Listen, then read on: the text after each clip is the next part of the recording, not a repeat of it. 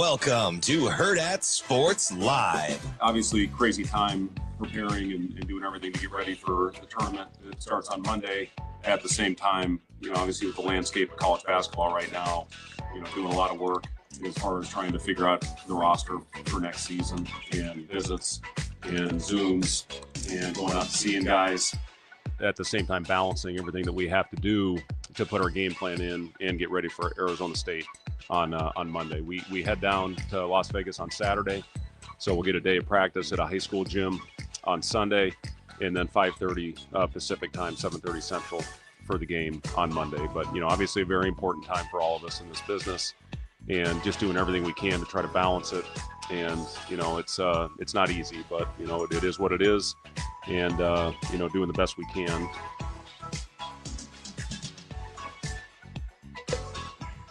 Good morning. Welcome into Hurrdat Sports Live, presented by Centris Federal Credit Union. I'm Ravi, Lulla. That's Austin Jacobsen. DB not here with us this morning. He'll be back tomorrow. Shane, just because DB's not here doesn't mean you can't turn the mics on. We still got to do everything else normal. It's okay. You good over there, Shane? About waves. Wow. Good morning, Shane. Waves. Wow. Oh, wow. Good morning, Shane. How are you? I like your shoes. Those sure are shiny. Do you and DB talk like all the way up to the intro? Is that why he keeps the mic off? Is that why you keep the mic off, Shane? I guess I can't ask you. Well, yeah. I mean, and then You don't want to spill any industry secrets? I don't want to Anything spill like any that? industry fair. secrets. And then guys are on their phone before and after and doing stuff and talking about things. Shane's and more of a teacher than anything to you guys, isn't he? Does he make you put your phones like in the little like over the door hanger where it's like the phone timeout? I feel like Shane is an overmatched babysitter. Ooh. Like, That's tough. when you got the babysitter that comes in, but the kids are like hellions. Yeah. Like yeah. that, I think, is how Shane feels every morning. Mm. That's not how I feel.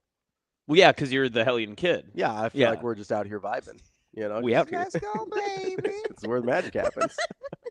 As the producer of Betting Bites, every time you say that, I get a slight tinge of PTSD. You just get a little, like, you start twitching a I little just start bit. thinking, I'm like, oh, I gotta make a thumbnail. Yeah. Got some stuff I gotta do. What is he talking about? What's he gonna talk about? And also having to produce this show as well on the Yes. back end. And Damon, Hold on. I think you mean references. getting to. yeah, you're right. produce You're the right. show. It's an honor true. and It a is. privilege. It is an honor and a privilege. And it's an honor and a privilege to sit in the seat where DB usually sits. You're right. I should be more thankful. My mother's gonna be so happy to hear all these things first thing in the morning. Could we see some gratitude, Austin? Jeez. Well, considering my last appearance on the show is me walking the dog and just berating you, this is actually starting off much more tame and peaceful than I thought it was going to be. What were you berating me about? Oh, just Millard North. I was trying to get you all riled up. It's okay. Yeah. They had a nice year. They did. Wish they would have been able to finish it off, but you can't win every year. It's Yeah. okay. And you got to admit, you love the story from South. Oh, That was yeah, cool. Good 100%. story, yeah. Like Coach Heesier, he won our Coach of the Year award for the boys side at NAB Preps Awards Mhm. a couple days ago. Like, absolutely deserving. Mhm. That's one of those. This is a weird analogy, but it kind of felt like when Andy Reid beat the 49ers for their first Super Bowl. Like, Oh, yeah, I'm a 49ers fan, yeah. right? But I love Andy Reid. Mhm. Really wanted him to, felt like he deserved a Super Bowl. So it's like, okay, if the 49ers lose, I'm okay having it happen for Andy Reid. So that's kind of how I felt about Coach Heesier. Like I said this, I think when it happened, I don't know him personally, but he's had like a huge impact on a lot of people in my life. So I appreciate, and that's kind of the mark of a good coach, right? Oh, yeah. Is like, I've met him, I think, in passing a couple times, Mhm. but his impact is so great that it even has a ripple effect on people that have really never known him. Right. Yeah. So that's, I think, a huge testament to kind of his legacy. And I think it was the same thing for the girls coach over at Dorchester. Yeah, for sure. Bruja. Yeah. Yeah, who's done a great job over Yeah. there. Do you know he had a kid like at the same time period that that they like had their state tournament run? No, the Dorchester I didn't. Coach? Yeah. And so he had his whole family here, and we were talking to him Yeah. after, and he was like, "Yeah, my timing's pretty bad. We had a good state tournament run. We brought back a trophy to Dorchester for the first time for girls basketball, and then I had a kid. And I mean, could you have a better week? Like, there's no better week in your life after that, right? Like you would. And also, I'm not for sure, but I'm pretty sure it's his first kid. It's not like you can say the same thing for your second kid, right? Because you've already had one. Yeah, You can't and just you're be like, like, well, we got state champ and had a second kid, so Well, I I don't mean, know. if you got state champ instead of state runner-up, maybe the second There you kid right, wins. yeah, right, Maybe yeah. the second kid You wins. have to name that kid champ, regardless, Yeah, right? like Bailey champ. There you go. Bailey Bruja. Yeah. Right. No. And I think they brought the baby. They here. did, It was- yes. I saw a very small child. for a sports bar, that has to be like a record for youngest person here. I hope Like so. 2 weeks I hope minimum. it's the Can youngest. we put that record up? Where would be a good spot for that? We can put it on the electric board out There front we here. go. Yes. Just club, Bring your youngest. club records. Oldest, youngest, you know. It should be like if you beat this by like days, like because that's it's a weeks old, days old baby, Yeah. right? If you bring that child to the bar, that's like the number of dollars you get off. Yeah. This is a suggestion. I don't have the authority to make that type. Marketing genius. Thank here. you. Big Maybe- discount guy. Maybe it's a percentage off. All right. Wow, way to ruin it. 10-day-old baby, 10% off. the deal. Listen, that's not bad, That's right? impressive. But the caveat is you have to beat the record at Yes, the time. 100. You can't just be now. People are just going to be bringing You in can't newborns, bring a fresh 100-day-old babies. baby. Yeah. 100% off. That we do have an issue in just general that people don't know the timelines and how to like describe how old like a baby or like especially a dog. We're dog guys. Yes. Like how old that dog or baby is. Yes. Because sometimes we get to like 18 months. I've heard it as egregious as 36 months. I was like, that's 3 they're years 3 old. years That's old. 3 Like, years. They're walking around, man. Like You what, So what are we talking about? I have a theory. Also, both not kids, guys. By Yeah. the way, this is we are the expert authority on Yeah, this so conversation. I know for sure. Also, what you're saying, like, that must be the best week of that guy's life. And I was like, I don't know. He lost state and had a kid. That sounds like the worst week of my life. It's all about perspective, though. It is. No, you're right. Sure You're he right. had a great time. You put on a great face for that. You really did. You were like, oh, I guess in his shoes. I was gonna say, I'm trying to imagine what it would be like to be the complete opposite person of who I am. No, so I have a theory that when kids are either breastfeeding still, Okay. or not potty trained yet, Mhm. their parents revert to the months because it makes them feel better Ooh, about fair, the yeah. kind of, Yeah. I don't want to say delayed development, but you know what I mean, like Mhm. being a little bit behind schedule, as it were. That's my theory, is if there's something, or if they're like still in diapers and you're like, I should probably be out of diapers by now. Right. Yeah. Then yeah. you're like, they're 54 months old. Mhm. That's my theory. Yeah, you gotta find a better way to pace that out. Like I just do that every once in a while because my dog's turning 4 on Friday. And you're like, 48 months. I saw this vet chart the last time we went, and it was like, a 4-year-old like dog, like a medium or large size dog, is really like 42 years old in like adult years. And I Oh, was like, man. I don't have a 42-year-old like rolling around my house, like just sitting around. Could you imagine if a human 42-year-old was just like laying around your house the way your dog does? It I wouldn't be feels- able to handle that. It feels much weirder snuggling when you look at when You're like, look oh, at I'm those. just supporting you. Like, let's get you off the couch. Come on, Ava. Let's get you moving. Although the emotional support makes more sense. At that Yeah, point, 'cause right, it's yeah. Like, thanks, Dad. I Oh, don't like man. to think of dogs and humans. No, yeah, no, it freaks me out. it's a dangerous thought to kind of unravel because then you do start to get in that thought process. Where Yeah. You're like, oh man, if they were like 55, You're like, this is like, This is weird. yeah, I don't like this anymore. Very odd. That's also the reason I don't get boy dogs. Only female Really? dogs. Yeah. See, I only have boy dogs now. Really? Yeah. We've been a female dog family my like entire like childhood growing up. We had like one rescue dog Mhm. when I was super young, and then after that, all female dogs after. And every person in my family's done female dogs. Really? Yeah. I kind of, so my OG, my first dog ever, favorite dog ever, Mhm. Tally, she's the only girl dog that I've had. Mm. And then after that, it's all been boy dogs. And Potato's a boy, right? Potatoes is also a boy.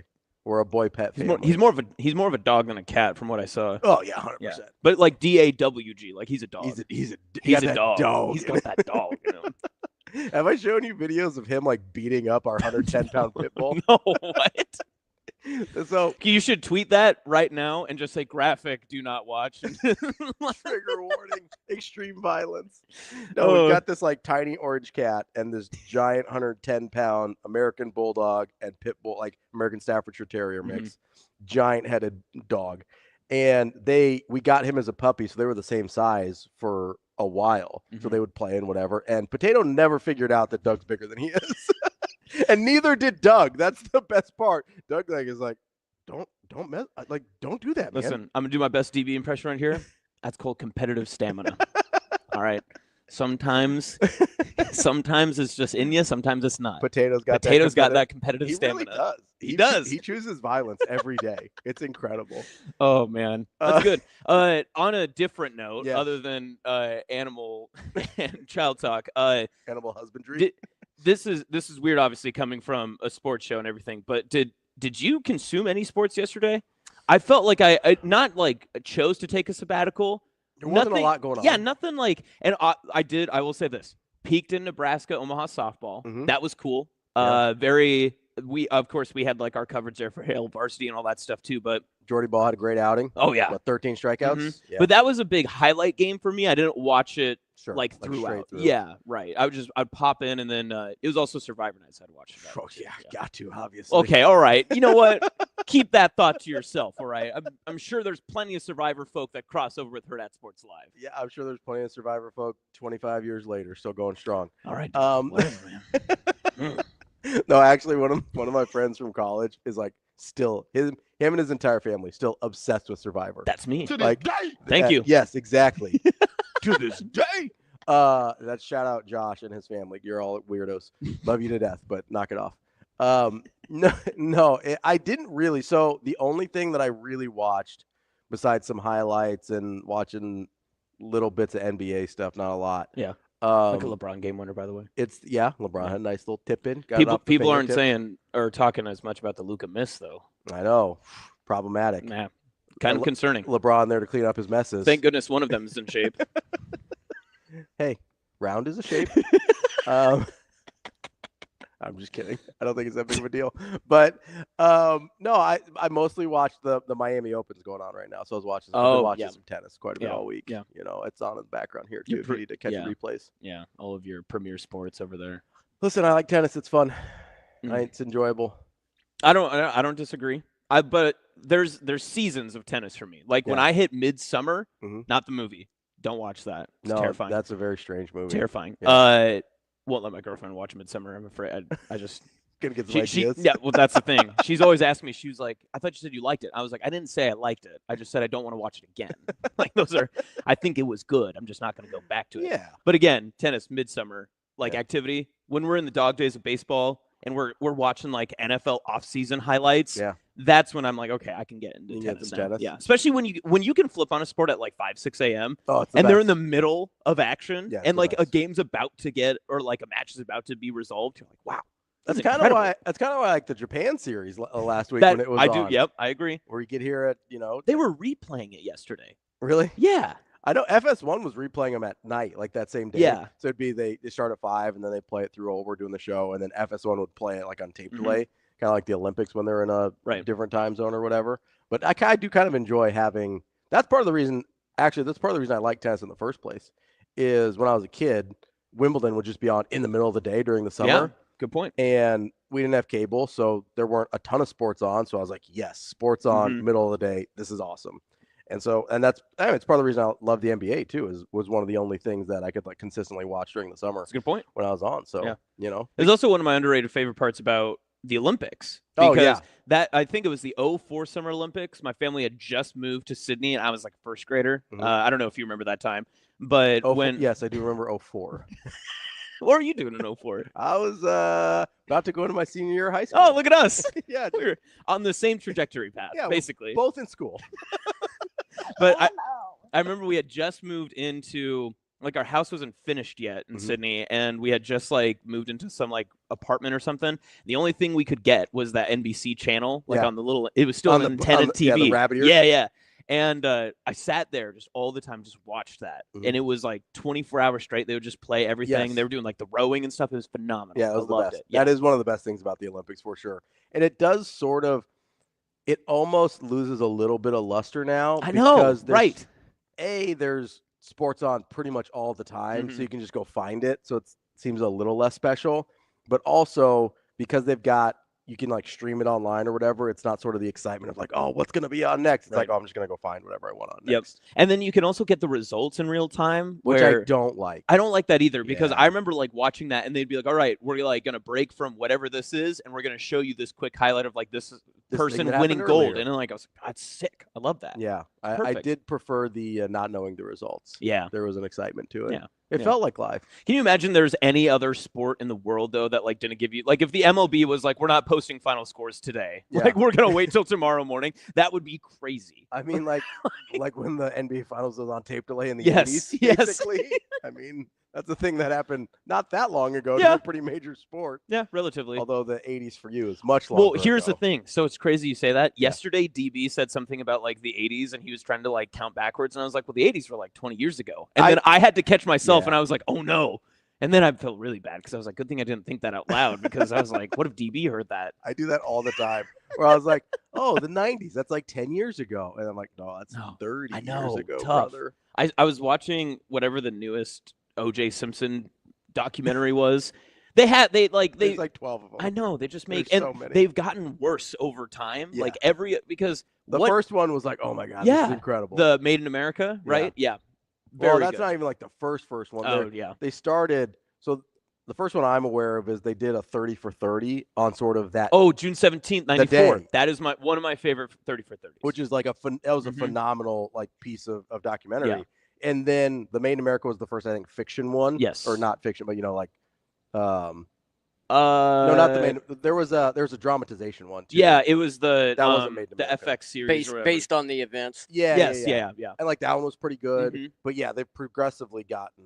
Was Cuba Gooding Jr. was OJ. I think OJ in that one, and then Ross from Friends was. That's right. I was like, there was someone in there, David Schwimmer. I was like, there was someone in there that I was like, yeah. Every time I saw him on screen, I was like, I just can't place you as like who you were trying to be. I think he was Dad Kardashian. Yeah, Robert. He was the lawyer.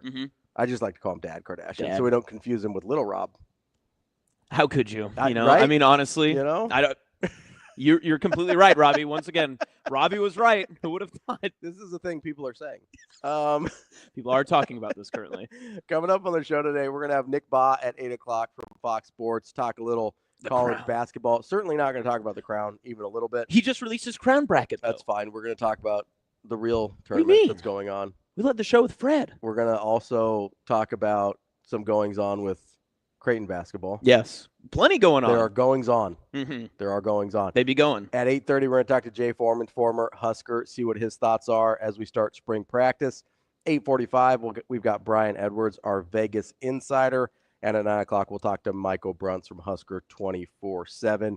In the meantime, you can give us a call, 888-638-4876, if you've got anything you want to ask young Austin over here. If there's, please, anything that he's got on his mind. One of the things I've been thinking about, and I'm sure we'll get into this with Nick a little bit here too, but is sort of the coaching carousel we've got going on right now. Me likey. And we talked to Isaac Trotter on, what was that, Monday, Shane, I think? That's correct. We talked to Isaac on Monday and kind of asked him about some of the hires that had taken place. Now, we've had a few more since that happened as well. But I'm sitting here, and if I give you Medved to Minnesota, McCollum to Iowa, Sean Miller to Texas, DeVries to Indiana, or Young Patino to Xavier, which hire do you like the best? Isaac said Miller to Texas. I don't like that one necessarily, but here's the thing: dislike it, but that wasn't my choice. Right. The tough part about him is that he's been successful, but he wasn't as successful as he should have been in this last run at Xavier. I thought. I thought that they probably should have been. That they underachieved a little bit. Yeah, and that was also the complaint at the end of Arizona. True. There's also some FBI stuff going on there too. They didn't fire him for that though. They fired him when he started losing. That's true. That is true. Like the FBI stuff out came like 3 years before he got fired. That's fair. Good point. And then they were just like, no, it's cool. We're going to stand by him. And then he started losing double-digit games. They had some peaks at Arizona that were really good. Yeah, they made him 3 Elite Eights in like 4 years or 5 years. And I don't know. I feel like, well, Texas is obviously the job where they're just going to keep shooting and grabbing like whatever type of coach they want. And I think that the same scenario that we've seen with all the past coaches, like even going back to Smart and all that sort of stuff, is the same thing that's going to happen with Miller. But I really like Patino. I like Patino in the Big East personally, and not I like having two Italians going at it in the in the Big East too. Get the Big East more Italian. We want hoagie subs and everything out there. Chicken parms before the game tip off. That's what I want to see. You big chicken parm guy? I'm a huge chicken parm guy. On a sandwich too, very underrated. I am more of a meatball sub guy than a chicken parm sandwich guy, but also good. I respect that. So Patino to Xavier is a really good hire, I think.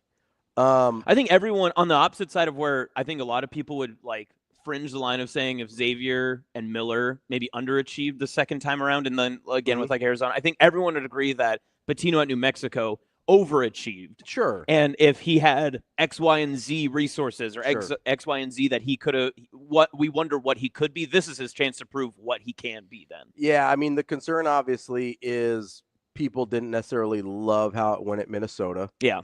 But he was also like a tiny baby boy. Like he was a child when he went to Minnesota. I'm trying to remember And apparently Minnesota is where careers go to die. So so he was there in 13, 14. Mm-hmm. So he got hired at Minnesota when he was 30, I think. Yeah, 30 or 31. He's 42 now. How many months is that? He was 360 months. 372 months he was hired at Minnesota. No, but he struggled the last few years at Minnesota. It was up and down the whole time. Did make 2 NCAA tournaments and won an NIT championship. Yes, by the way. People forget. People do forget. Mm-hmm. But probably so that's the concern, right? As you look at it, you go, okay, what's changed since then in the 4 years that he's been at New Mexico? Obviously, in the sport, a lot has changed. But is he now more equipped to win at a high major level than he was 5 years ago? I don't know. Like, that's the $1 million question with Patino. I still think it's a good bet to make. He's been really successful, but I don't think it's a slam dunk, right? Yeah. I think there's more questions there. Now, to be fair, you could bring up the same questions about Ben McCollum at Drake, or at Ben McCollum from Drake to Iowa, which really? You think that? I mean, every time you go up a level, you have to prove something else. I am a biased opinion because when I was in Kearney, obviously went to UNK and stuff, the MIAA and D2 was just run over by those Northwest teams. 100%. And it was dumb to say like at the time because everyone in D2 is like, well, it's always easy for us to go up and win. Like we could take on some of the best teams or whatever, that sort of stuff. But he proved it. Like they went up to Duke that one exhibition game or that season opener and like had him on the ropes there for like a long time. And then McCollum obviously takes the first step up to Drake. Something about him, I believe wholeheartedly in Ben McCollum. So, and I have been on the Ben train like so I do too. For the record, he is my favorite hire of the bunch. Okay, fair. But I do still think you have he doesn't have a track record at a Power 5 level. Right. He just doesn't. Right? Well, and then also it's not just the Power 5. This is also why I like Patino to Xavier more than I like McCollum at Iowa. Not necessarily the coaching style, but there are so many teams in the Big Ten now that you have to fight through that conference like tooth and nail just to even get to the conference tournament. And yes, it's 15 teams. Obviously, there was a team here that didn't get there, but we won't bring that up. Famously, right. Just had to make one more win. That would have been nice. It would have been, but it also proves though that you can be a great coach. You can do some of the right things. You can make your own roster moves. You can bring in your guys and your type of talent. The Big Ten can eat you up and spit you back out. But it also gives you an opportunity to be in 10th place and be like a 6th seed. Correct. You know what I mean? Yeah. So like it does cut both ways, right? Like Maryland is a really good example. I was just going to bring this up. Yeah. I love this Maryland team. I'm not a huge Kevin Willard fan. I never really have been, but I think this is a really well-coached team. And this is probably the best job I've seen him do at any stop. Like I didn't think he did particularly much with the talent he got at Seton Hall. But is he going to stay at Maryland? Well, that's the million. Because that's what I was going to ask you is if all rumors are true and all arrows point to Nova, do you like him as the best hire in the Big East, or would you go Patino? So he's probably a better hire than Patino just because he's coming from power conference to power. Like when you are able to steal a sitting power conference head coach who is currently successful, right? Like that's a pretty big deal. I think some people nationally might look at that as just like a lateral move too. From program to program, like Villanova is obviously more basketball acumen than Maryland. Yeah. But resource-wise, all that other stuff, you'd have to think Maryland might nudge the other direction and like be able to like, okay, well, we can give you a little bit more. But apparently they're not. No, that's part of the problem, right? Which I is think crazy. That's part of the frustration is hey, like they've got all the Under Armour money. They Mhm. should have a reason. They should have a much bigger pile of money to draw from than Villanova does. Right. Just from the size of the schools, right? And from football TV contracts and all this stuff. And I think that's the frustration with Kevin Willard is like, hey, I'm better than the football team. Give me one extra freaking night in New York City, Yes, right? Like, right. so I think from a resources availability standpoint, yeah, Maryland probably nudges that direction. But in terms of what they're actually going to give Yeah, you, a resource priority. yeah, I really, yeah. obviously, men's basketball at Villanova is the resource Yes. priority. Yeah. And so that may end up being more lucrative to him than being at Maryland. That's the really interesting question with Willard. And I think that would be a good hire for Villanova. I certainly was very loudly not a fan of the Kyle Neptune situation up there. Yeah. But this is a guy that's proven and has won in this league before, has won in another power conference league. Like Kevin Willard, I think it would be honestly, more than a great hire for Villanova. I think it's embarrassing for Maryland. Right. To, no, I agree. To have a I'd coach agree. Yep. because like they're in the Sweet You're 16. in the Sweet 16 right now. What do you And mean you're not that's- going to give him? And that's not your ceiling, by the way. yeah. Your ceiling is probably a Final Four. Mhm. Like if they didn't run into Florida, I would have probably taken Maryland to the Final Four. Oh, yeah. I really like them this year. They've got a nice roster balance. They've got high-end talent, and they're playing really good basketball. If they didn't run into Florida, who I have winning the national championship, I probably put Maryland in the Final Four. I would have liked to have had them face each other in the final if the brackets worked out that way. Yep. So, like, this is not like, oh, they made the Sweet 16. That's nice. And then he leaves. Like, they could make a Final Four and he could leave. Yeah. Yep. Like, just imagine, like, for a essentially lateral move. Mm-hmm. Now, if you're a basketball priority guy, obviously Villanova cares more. But Right. in terms of the grand scope of college athletics, it's either a lateral move or maybe a small step down. Yeah.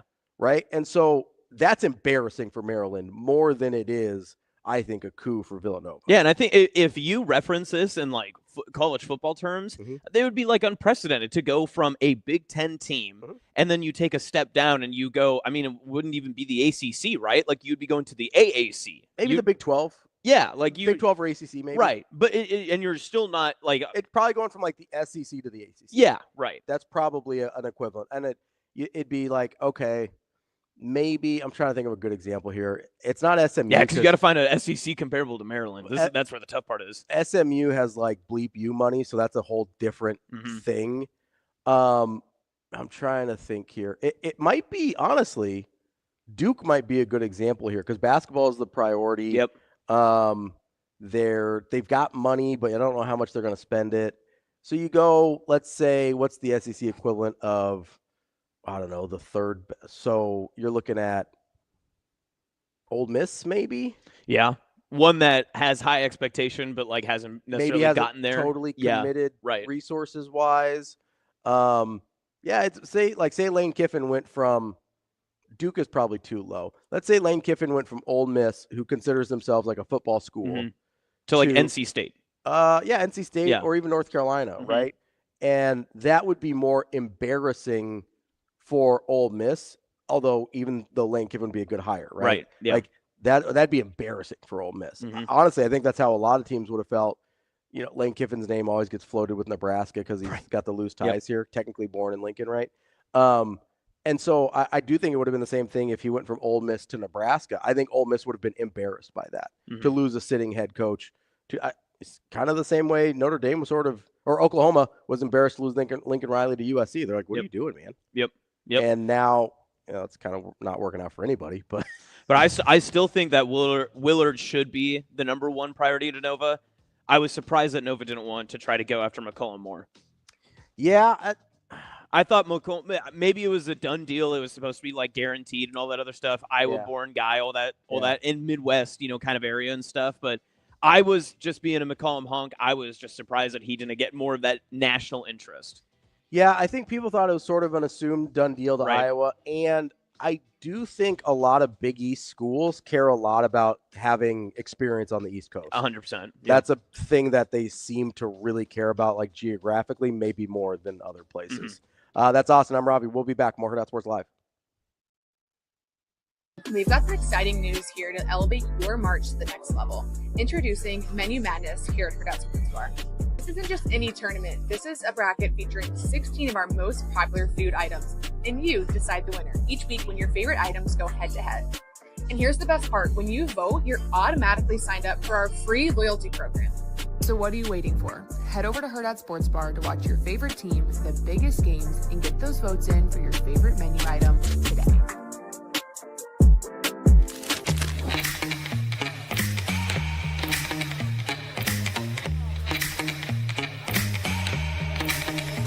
Give me that cheddar, weekend Rico. Big money rolls like burritos. Give me that hot sauce, no pico. Give me that.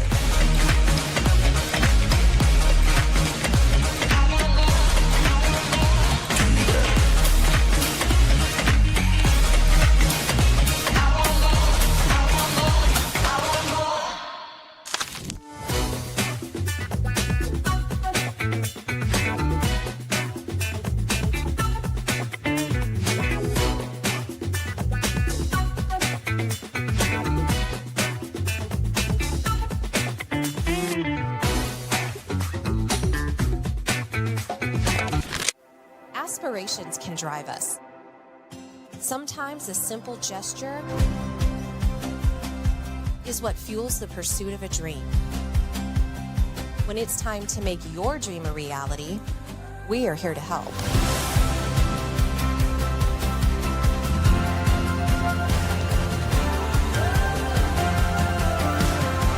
Centris Federal Credit Union. We are where you are.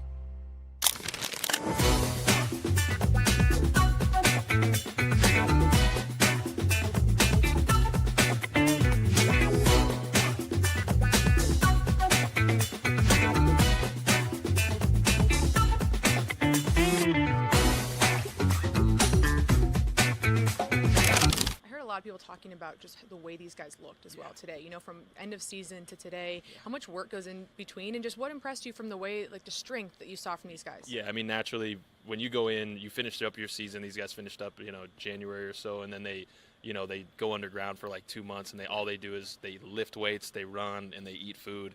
And you can definitely tell that when they come out here, all rocked up and ready to go. So it's good to see those guys that they've been training as hard as they have, and it clearly has paid off.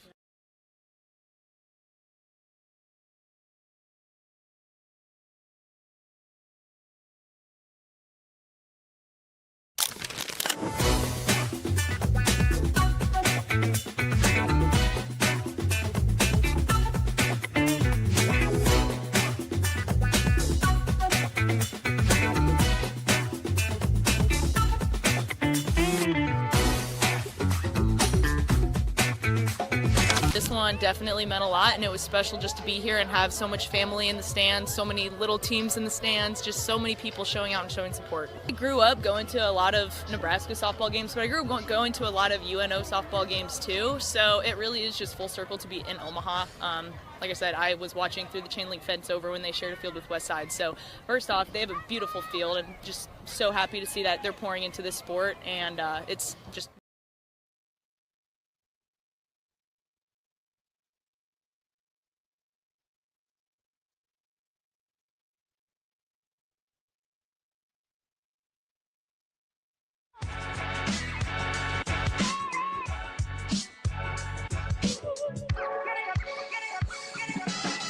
You're listening to Hurrdat Sports Live. We're back here on Hurrdat Sports Live. That's Austin. I'm Ravi here at Hurrdat Sports Bar and Grill, reminding you as you're driving into work this morning, make sure you keep those eyes focused and straight ahead. Don't get distracted as a driver. I know there's a lot going on. Maybe you're trying to eat sweet potatoes on the way to work like Austin over here. I do love my sweet potatoes. Got to get those macros in.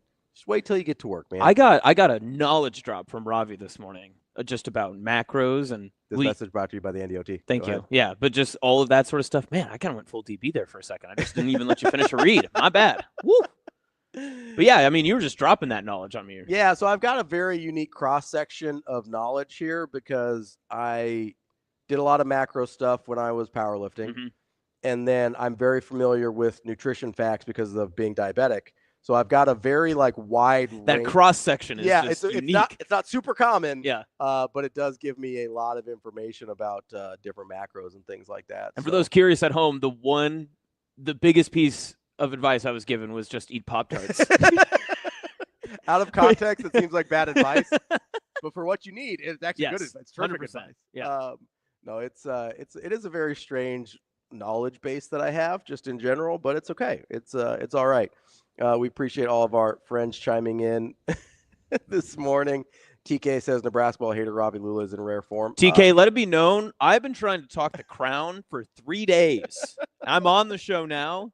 The Crown isn't on the list of things to talk about. You know what? But here we are talking the Crown. What would you like to talk how about? are the older guys going to take it? The older guys love the Crown. What would you like to talk about with the Crown? I want to talk about how the team has stayed committed Okay. to this moment. Also, the Crown is the only basketball tournament right now going that has 16 teams remaining where you could watch any version of basketball you want to watch. You want to watch a team that doesn't have a coach? We've got it for you at the Crown. Do you want to watch a team that has barely any reason to be in the postseason? We've got DePaul for you, brother. And Arizona State. And Arizona State. They're 13-18, and Bobby Hurley somehow is unfireable. We've got players that you will recognize. Guys like Eric Dixon of Villanova. Guys like Bear Cape Buchenschel of Nebraska are keynote, high-note players only at the Crown. Yep. Now, I will say this. All that aside, it is really cool that the Crown is just fully committed to being listen, we know this is probably better for just everyone's NIL, so why don't you just come along and just have a good time? No, Listen, I'm not opposed to the Crown in general. I've never been opposed to the additional tournaments. You know, I watched the CBI and the CIT when they existed. The tournament, I think, is still a thing. Well, nobody wants the NIT. I watch basketball a lot. Yeah. So I don't have a problem with it existing. I like that they're leaning into it for the NIL purposes because a lot of those guys, frankly, and a lot of these schools maybe didn't get huge NIL checks over the course of the year. And a lot of these guys are probably not going to continue playing basketball after their careers are over. So, yeah, get one last check on the way out. I don't have a problem with it at all. I'll obviously watch Nebraska and Arizona State. I just think it's kind of funny to troll Nebraska ball fans a little bit. That's fine. That's your prerogative. Mostly because of David. It's mostly David's fault. Not David in the chat. No. Different David. No, not David. Our coworker David. Yes, our coworker David, who is, I think, kidding. I think he's not. No, he's dead serious about it. I've pitched several different ideas for him for viral content. We'll see what we can get going though. So he's very committed to the Crown. He wants us all to do Crown brackets. Maybe we will. But yeah, so I'm mostly just trolling him at this point. Yeah. But listen, I'm excited for the thing that I liked was that Nebraska still wants to play. Right. Well, and okay. That's the thing that I like. Caveat to that though, I hate the argument of people saying, well, who wants to play in this tournament? How are the guys going to stay motivated? Some of these guys will have no other basketball opportunities after this. Yeah. And this isn't just a Nebraska conversation. Yeah. This is any of those postseason tournaments you said that aren't the NCAA tournaments. Mm-hmm. Same with the NIT, CBI, the tournament. I mean, even a lot of the guys in the NCAA tournament aren't going to have basketball opportunities after this year. And so the argument that, they're not going to be motivated to play basketball, they have been playing basketball their entire lives. They have likely been one of the best players at every stage of their life up until this point, regardless of where, they are in terms of their current team, right, and their position. What do you mean that they're not motivated to continue playing basketball? They're realizing that maybe their career and their journey is coming to an end. Yeah. But even on the opposite side, some guys that will have future professional opportunities, and using Nebraska just as the scope for our audience and for our sake too, you don't think a guy like Bryce Williams, barring injury concern, is wanting to play against some of these, Power 5 division players that are going to help improve a certain draft stock that's going to be coming up? I think the more tape that these type of guys have and have the ability to put out, the better it is for them. So that conversation and that big caveat that everyone likes to throw in all the time, it's different than the bowl game conversation, because the bowl game conversation only relates to the top players in college football. It's only the guys who are not going to play because they either need to maintain their transfer portal status or they're going on to the NFL to make a lot more money. In basketball, these guys just want to keep playing. Well, the other thing, the big difference between basketball and football, and I'm glad DB's not here to hear me say this, but football is so much more physically demanding. Yes. Right? Yep. And so I do understand by the time you get to the end of the season, and that's obviously not to say basketball isn't, but you're just beat up more in football for the most part. And mentality can wear on that too. Yeah, it's not just a physical. Yeah, toll. but it's exhausting, right? And so you get to the end of the season, you're like, hey, we've played 12 games, maybe 13 games, and you go, I think I'm done. Like, I think I'm out here. And there is a physical toll, especially if you do have more football to play or you're trying to get ready for a combine or a draft or whatever. And that's not to say I wouldn't love to see everybody play, but I get it a little bit there. Also, basketball players' mentality of, like, most basketball players, they just want to hoop. Yep. Like, they just want to go hoop, right? And those guys are all at all levels. Yes, that is universal. Yeah, it is quite literally to the amateur, to the professional. Yeah, like it is. Some guys just want to ball. Yep. And so there is a part of that where it's like, well, if I wasn't doing this here and still playing for Nebraska, I'd be in some gym somewhere hooping anyway. So what's the difference, right? If you're a football player, you're not playing pick-up tackle football against SEC level competition. Right. Yes. Like, that's not a thing.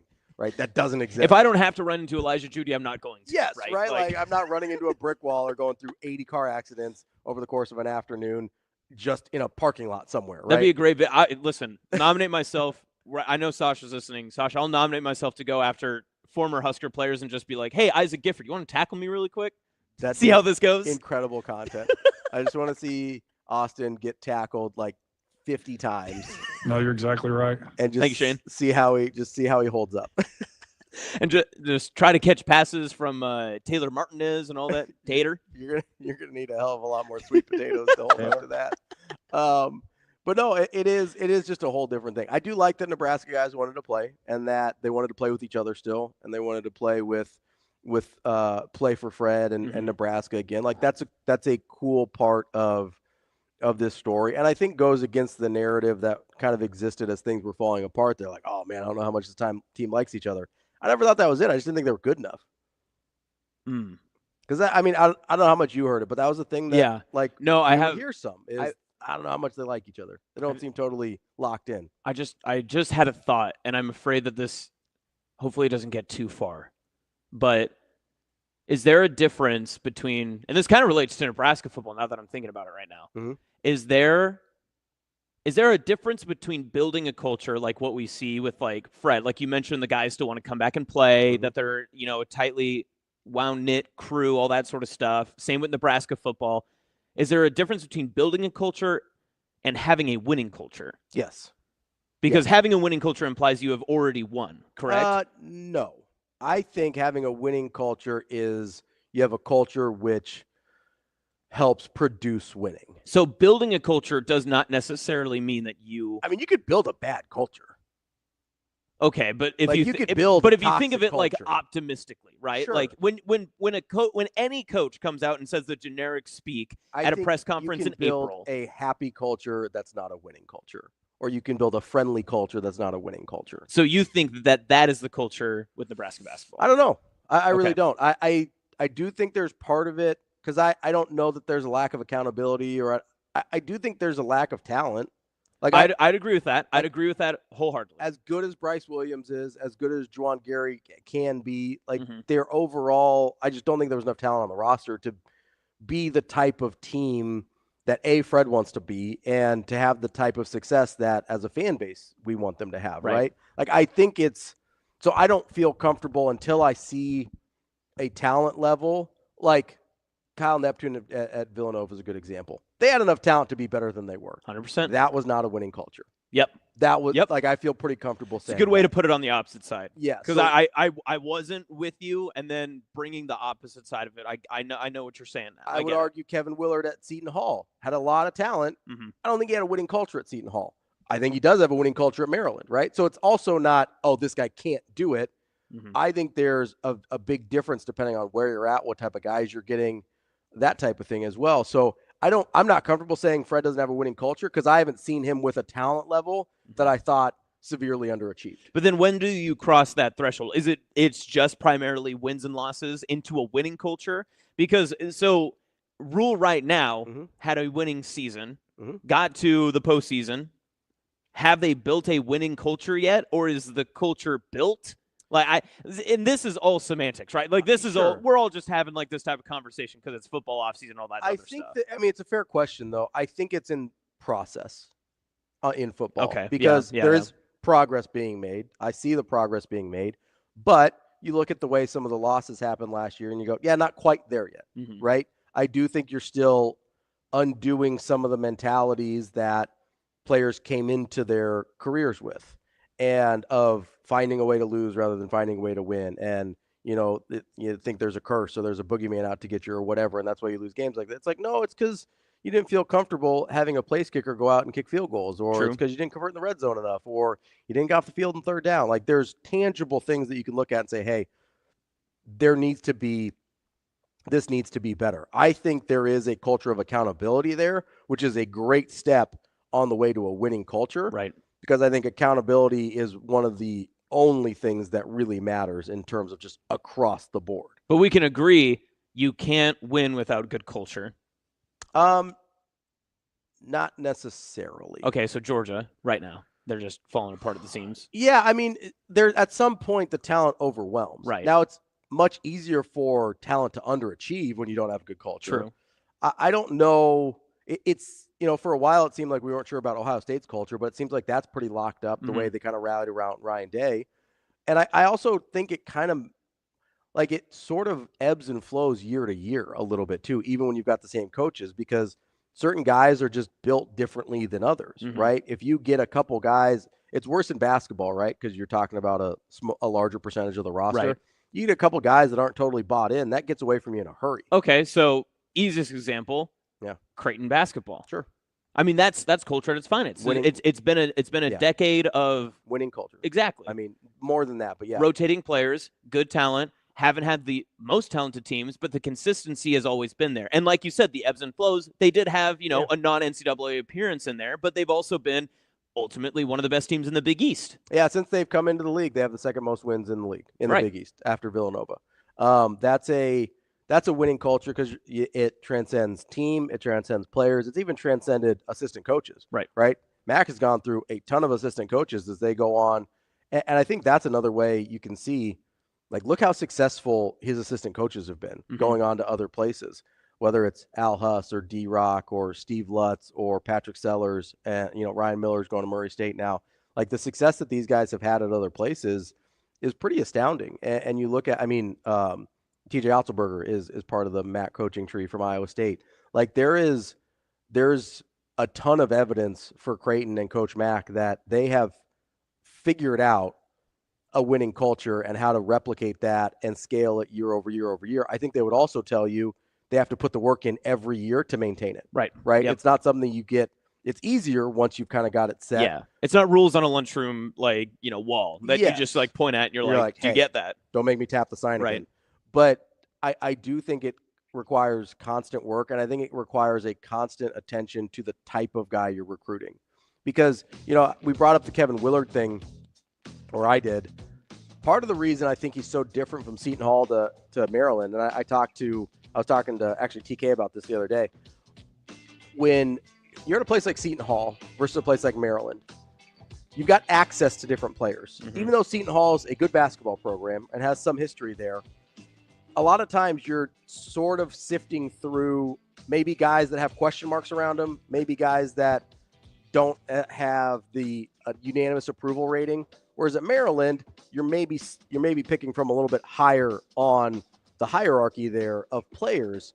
So dealing with talented guys that maybe have some question marks versus talented guys like Derek Queen that appear ready to rock and roll and go to the NBA and that type of thing, I do think is a very important part of culture that we don't necessarily talk about. We saw it with Scott Frost in his early years. He admitted as much that he probably sacrificed some things on the front end because he wanted to win early so badly. And then you end up with things sort of crumbling because if you don't win early, you didn't set the culture either. Now you're in a lot of trouble. It's hard to go back and get. I would argue that's what happened to Fred early as well. Yep. And he's tried to go back and get it, and he's done a pretty respectable job. And he was given time to go back to do it too. 100%. Yes. Yeah, he was given the opportunity to go back and get it. But man, it's really tough once you're 6-7 years into this thing to try and revamp and reboot and do something that you didn't do from the start. Like, that's really challenging. And I think that's part of the reason I wouldn't say they've got a culture set in the same way that a guy like Coach Mac does. It's not often that I just get a random thought bubble that you can finish for me, but popped it. We're on. We're good. There we go. Coming up here in just a few minutes, we're going to talk to Nick Bahe, Fox Sports, Chicken Nick Pod, the Nick Bahe podcast as well. Of course, you can find those last couple on Hurrdat. Yep. That's all right. But we will be back with more Hurrdat Sports Live coming up next. We will be back.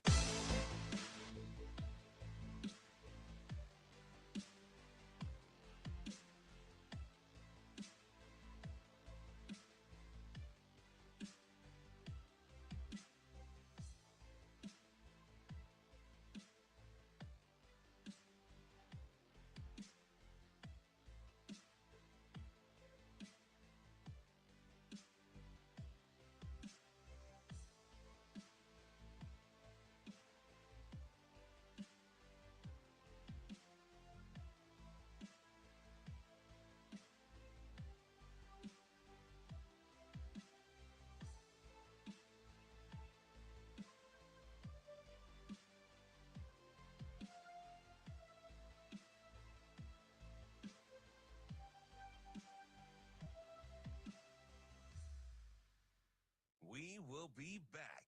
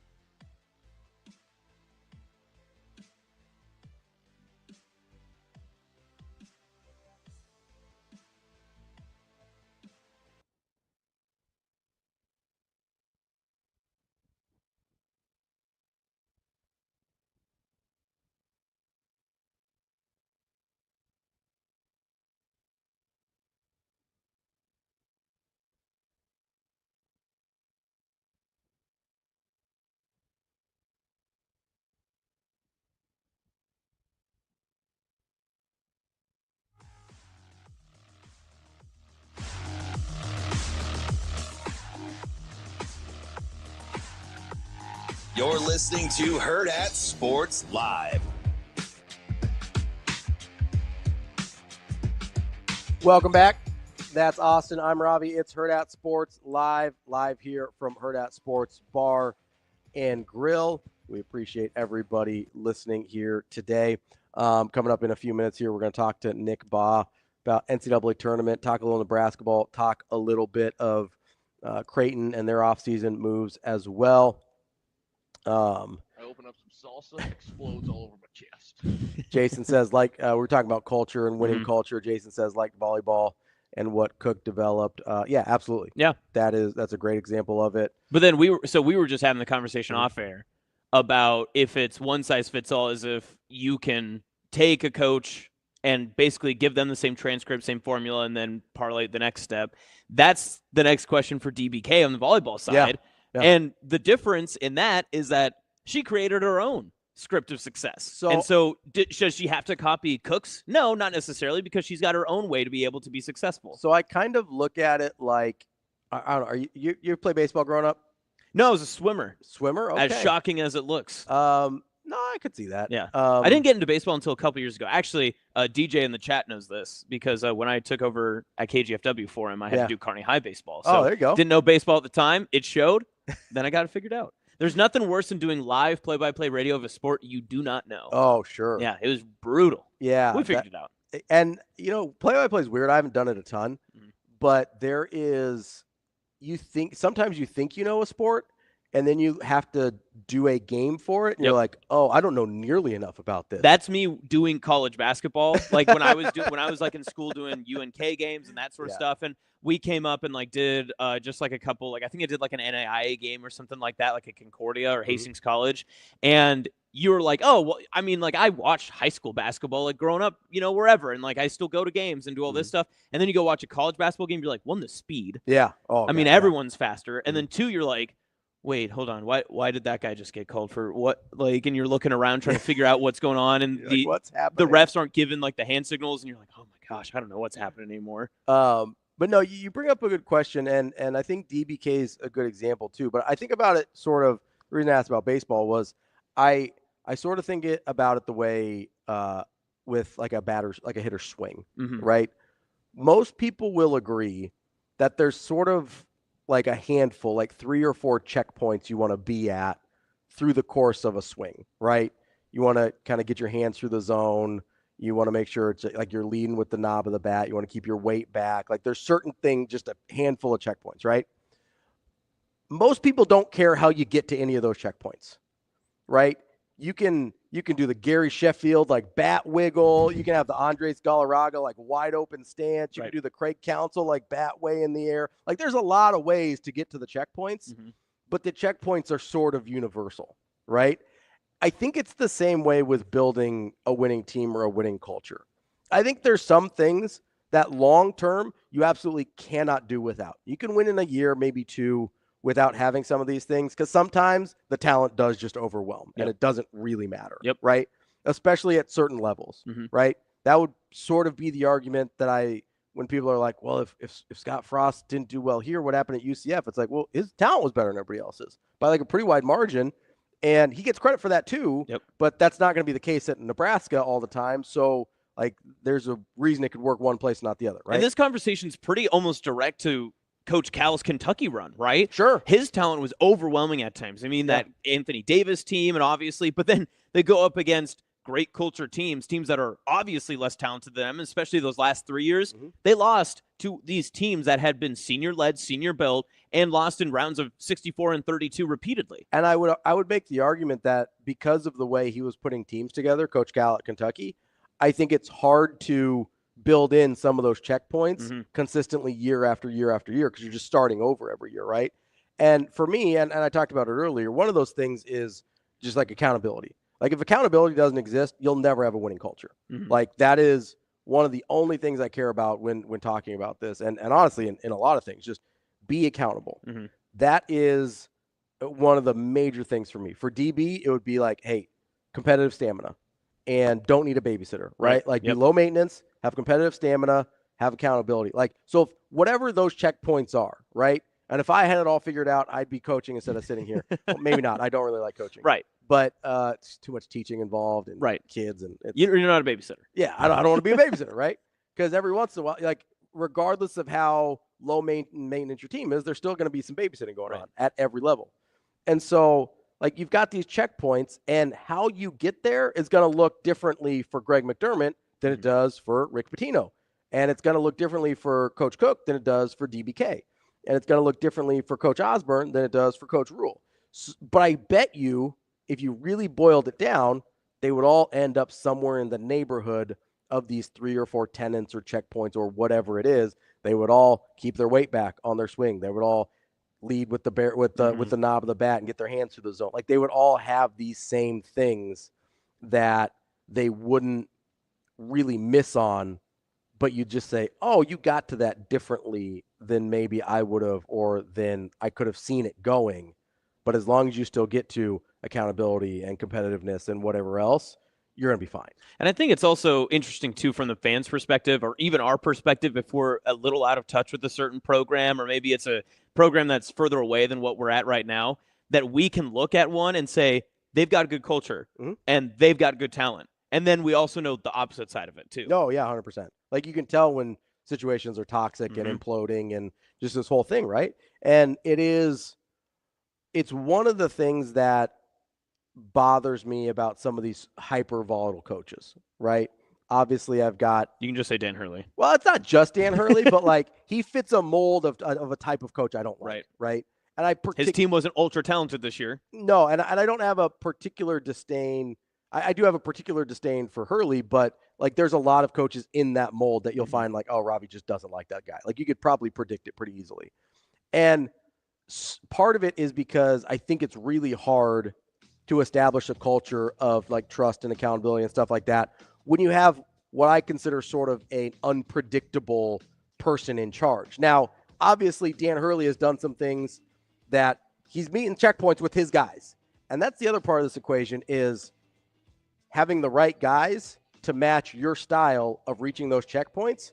Because if those things don't match up either, you can know all the checkpoints. You can be capable of hitting them, but like I wouldn't be a good fit playing for a Dan Hurley. That doesn't work for me. Yeah. Somebody else might be, right? Maybe DB is like, oh, yeah, I don't mind the Yeller. That works for me. I know where I stand with him. It's cool. That is a huge difference. I would be terrible under a Dan Hurley. Maybe DB would thrive. Yeah. We're going to talk to Nick Bahe next here on Hurrdat Sports Live. We will be back.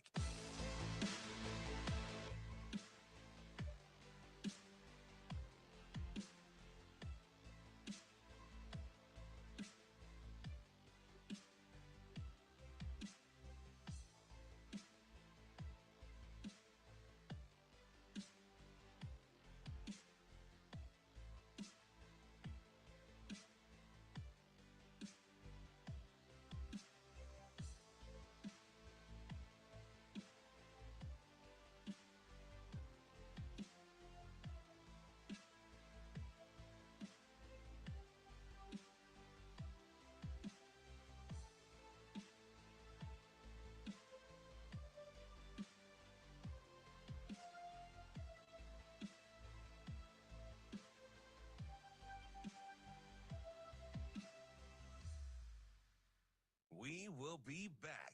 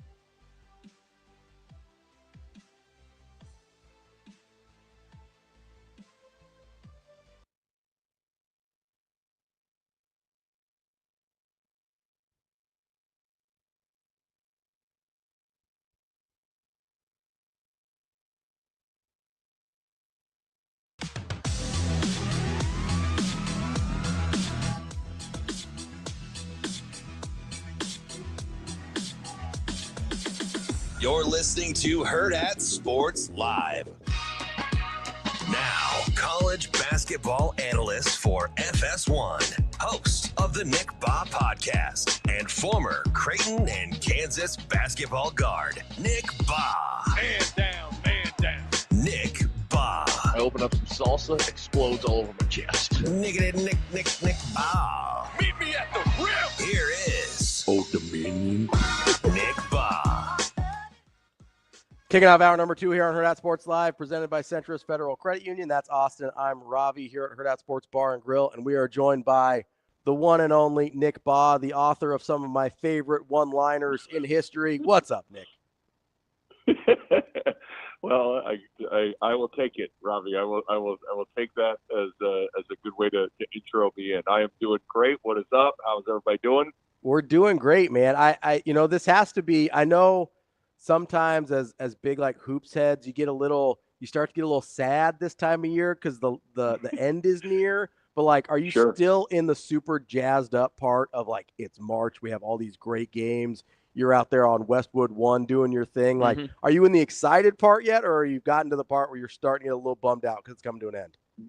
There did hit a little moment on Sunday night. Yep. I think everybody goes through that feeling right as that final game. I think the final game was Oregon, Arizona, and as that game was wrapping up, there hit the few moments of depression hit. But man, like the games this weekend starting tonight are big time. So no, I'm still very, very excited. I had a moment of sadness, but that quickly got replaced with crunkness. All right, Nick, I want to bring it back a little bit and talk a little Creighton. I just want to kind of start and see where you're feeling just on where this season ended. Obviously, everyone would have wished that Creighton would have. Well, I can't say everyone. Most people would have wanted Creighton to continue on, and obviously hope that they could hold on past Auburn. Where are you with where this season finished with the Blue Jays? Are you satisfied? Are you disappointed? Are you somewhere in between? What did you kind of come through once the season wrapped up?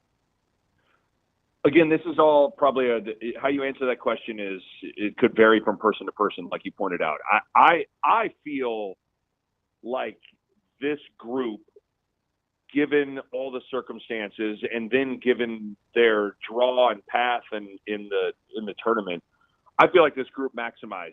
I mean, for this team to win 15 conference games, finish alone in second place, to get to the Big East Conference Tournament Championship game again, to win an NCAA tournament game against a team that was 21-2 in their last 23 games. Let's not rewrite it like, oh, Louisville wasn't that good. No, Louisville had played really good for the past 3 months, and Creighton dominated them. And then the reality is, when you're on that 8-9 line, depending on the year, that's somewhat of a death sentence. It just is. And this year in particular, I think the 1 seeds are extraordinarily good, and that just happened to be unfortunate that Creighton couldn't get off that 8-9 line and had to play the number 1 overall seed. And so, given the Pop Isaacs injury, given the lack of ball handling and overall athleticism, I just felt like this group maximized. I felt like this group ended up being incredibly likable. I just cannot believe how good Stephen Ashworth was this year. Jemiah Neal, anybody that watched him play over the last couple of years at Arizona State and then watched him play in the final 3 months of the season, when he became a legitimate big-time wing. I thought Kalkbrenner, you want to see a guy who had one of the greatest careers of all time finish it the right way. I felt like he had a great season and is riding off into the sunset in the right way. Sure, you want to be standing in the second weekend and take a crack at trying to get to the Final Four. But all things considered, I thought this group completely maximized. I feel good about how this season unfolded. So I'm pleased. I couldn't be more impressed with what Greg McDermott did with this group. So I feel good about it. I thought they played well in Lexington. Just came up short. Nick, I'm glad you brought up kind of the job that Coach McDermott did this year, because I very unpopularly said, I think it was back in December when they were 7-5, I was like, this team might suck a little bit. And at the time, I think they did, to be fair. I just didn't think they were playing very good basketball. You know, we'd come off the run in Vegas that was more of a walk, not ideal at best. And I'm sitting there and I go, okay, by the end of the year, this might be one of Coach McDermott's best jobs he's done at Creighton, considering everything and considering where they were a third of the way into the season. Do you have any other years that you think could top this in terms of just the job that he did, or is this pretty close to the top for you? To me, there are 2 other seasons that rise to his best.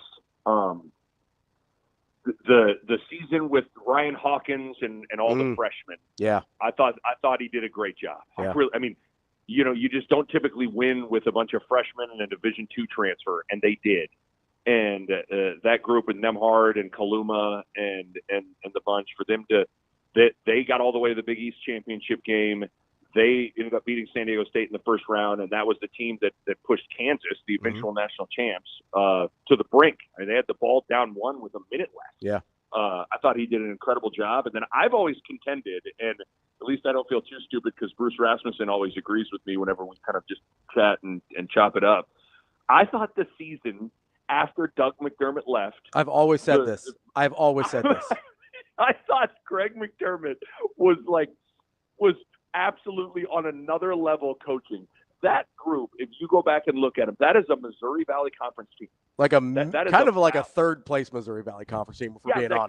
Not even agree. Like, I'm not so sure. Like, if you were to say, put that team in the Valley, do they win the Valley? I don't think they do. No. And it was Chapman and Zierden and Will Artino and Ricky Krecklow and that whole crew. I just felt like he had that group. He did all he could to put that group in a position to win. And if you watch, they lost a whole bunch of close games. In like the last minute. Came up short. Yeah. Yeah, in the last minute, they just kind of didn't have the stud to get him over the top. I thought that group played so hard. I just felt like he coached his butt off that year. To me, as crazy as it sounds, it's not, I'm not saying the Elite Eight year. I'm not that he did a bad job that year. I thought he did a great job that year. But for me, I look at this team. I look at the team in 2022 with the freshmen and Hawkins, and I look at the team after Doug and the boys left when they when they're going through a little roster transition. I just felt like those 3 years in particular, he just was on another level, man. I'm glad I'm not on an island there, because I was unaware that you and Raz both shared that as one of his best coaching jobs, because I've always said, and I remember thinking it in real time, I didn't know if he could coach after the Doug years, like in terms of, because I was like, yeah, Doug, like, you know, it's kind of like, okay, you got the best player in the country. Mm-hmm. You know, I wasn't totally sure what this looked like moving forward. When I saw that team and I saw them be outmanned literally every single night in the Big East, and even against the other like dregs of the Big East, they were out, like they had less talent than them. And to see them absolutely never quit. And I think late in the season, like late February, took a very good Villanova team to, again, the last minute of the game. I go, oh, this guy's got it. We're going to be fine. Yeah. And you just had to wait for the talent to come, and then it did. Yes. And the other thing that's amazing, and now it's going to have to happen again. It feels like now Greg McDermott's got to remake the roster again. And he's done it a handful of times, whether it was, it was Doug and the boys, then it was Maurice Watson, Justin Patton, Marcus Foster, Kyrie Thomas, then it was Zagorowski, Tyshawn Alexander, Mitch Ballock, and then it was, Kaluma and Nemhard and the guys, then Shireman and Trey Alexander, and now you got, like, he's done this time and time again, and he's going to have to do it again. I think he picked up a pretty good piece in Owen Freeman. It sounds like he is on board. Mm-hmm. But they're going to have to go find some good backcourt players. They're going to find some athletic wings as well. But he's done it time and time again. But you're right, Ravi. You weren't alone in that sentiment. There was a lot of people that felt like, okay, you had a 3,000 point scorer. Let's see what things look like after Doug and all that. And I just felt like he is continually answered the bell on coaching and also doing it with a bunch of different rosters. And so it'll be interesting to see what things look like. Because now it's going to look very different without Kalkbrenner, like extremely different without Kalkbrenner. It's hard to even picture a game without Kalkbrenner.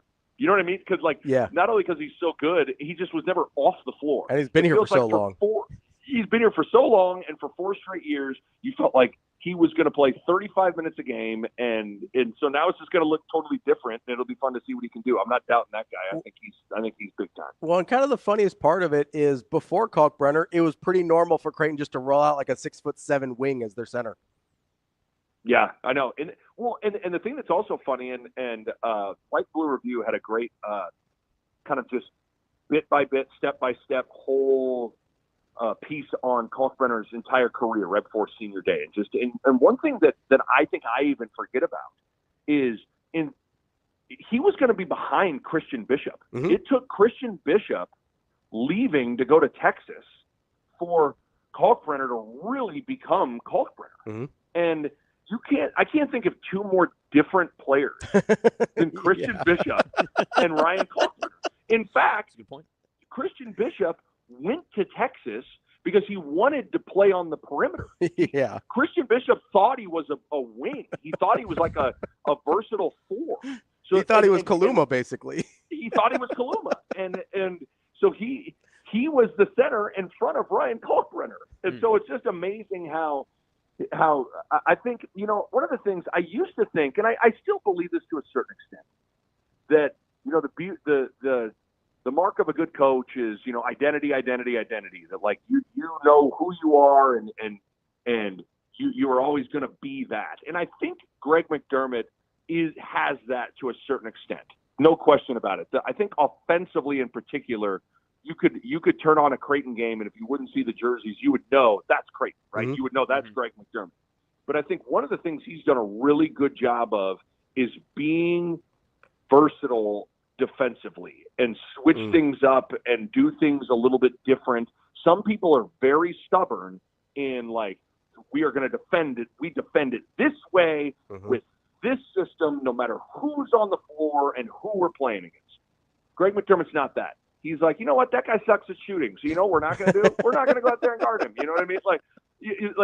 Or that guy's really, really quick. Our point of pickup is not going to be at half court. We're going to pick him up at 20 feet, and then, hey, we're going to handle ball screens like this, and I can go on and on and on. But he's had Kyrie Thomas be an elite defender. He turned Tyshawn Alexander. Thought he got robbed as being the Big East Defensive Player of the Year in 2020. Agreed. And then Kalkbrenner, like he's done it a bunch of different ways, which I think is really, really impressive defensively in particular.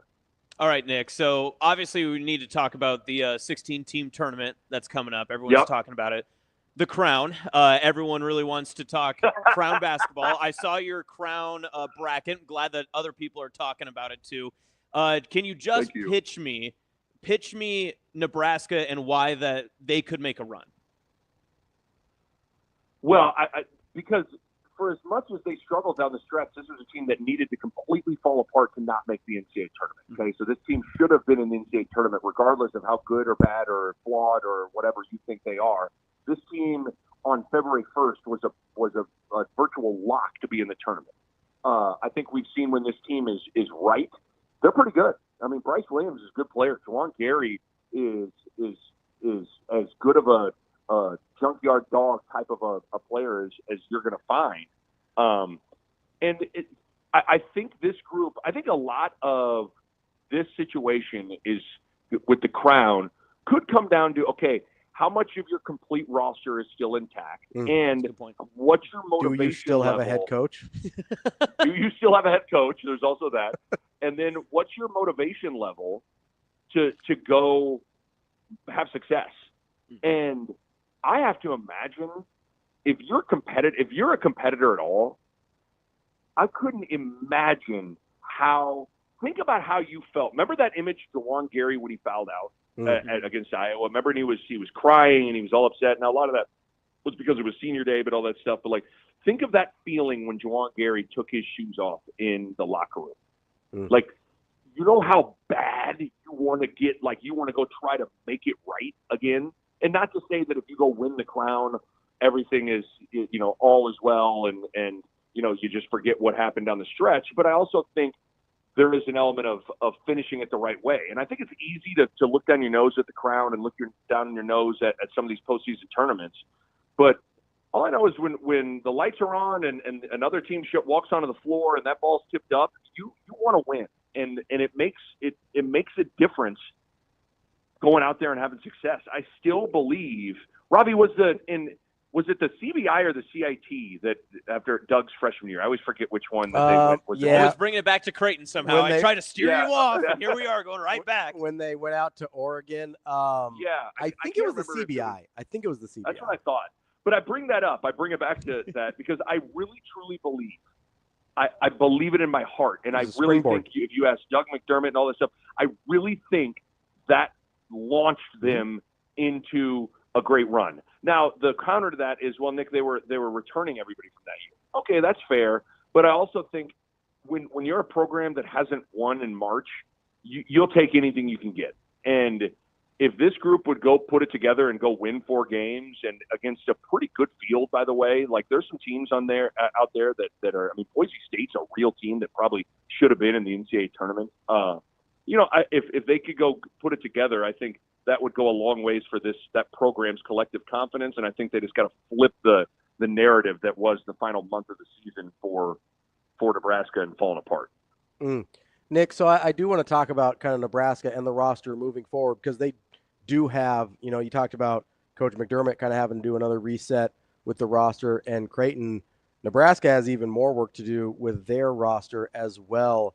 And you brought up a thing that I think maybe Coach Hoiberg has struggled with a little bit, and that's identity. I don't always know. I thought I knew when Coach Hoiberg got hired here what his identity was and what kind of basketball team he wanted to play. It seems like it's changed, and maybe like he's had a little bit of trouble finding what he wants the identity of this Nebraska basketball team to be. How do you see this roster and kind of this overall culture of Nebraska basketball moving forward? Yeah, I think Coach Hoiberg, I think he learned through the first couple of years that in the Big Ten, there are some non-negotiable characteristics that your team has to have. Like you better be. It helps to be old. It helps to be big, positional size-wise, and you better have a chance on the glass and in the paint. Like that's what the Big Ten is, and I think he learned that, and so I think he's tried to rebuild the program with those guiding lights leading the way. And I think that has served him well. But I think now he's got to find a way to wed that of getting old, getting tough, getting big with some skill. It's one of the most perplexing things is how Fred Hoiberg hasn't been able to find a legitimate point guard in his time at Nebraska is confusing. I think outside of last year's team, he's had a hard time finding three-point shooters, which is perplexing to me. So I think what he's got to do now is find a way to go couple that. I think you've established that toughness, and that team plays hard. Mm-hmm. Like they play hard and all that good stuff. But now you got to go find some shot makers and some offensive skill. I mean, I felt like as the season wore on, and I got a chance to see a lot of the Big Ten. I mean, I saw almost everybody. I did a Big Ten game for everybody except I think Michigan State, Maryland, and Northwestern. And I'm telling you guys, from an offensive skill standpoint, Nebraska ranked towards the bottom of the Big Ten. And that has to change.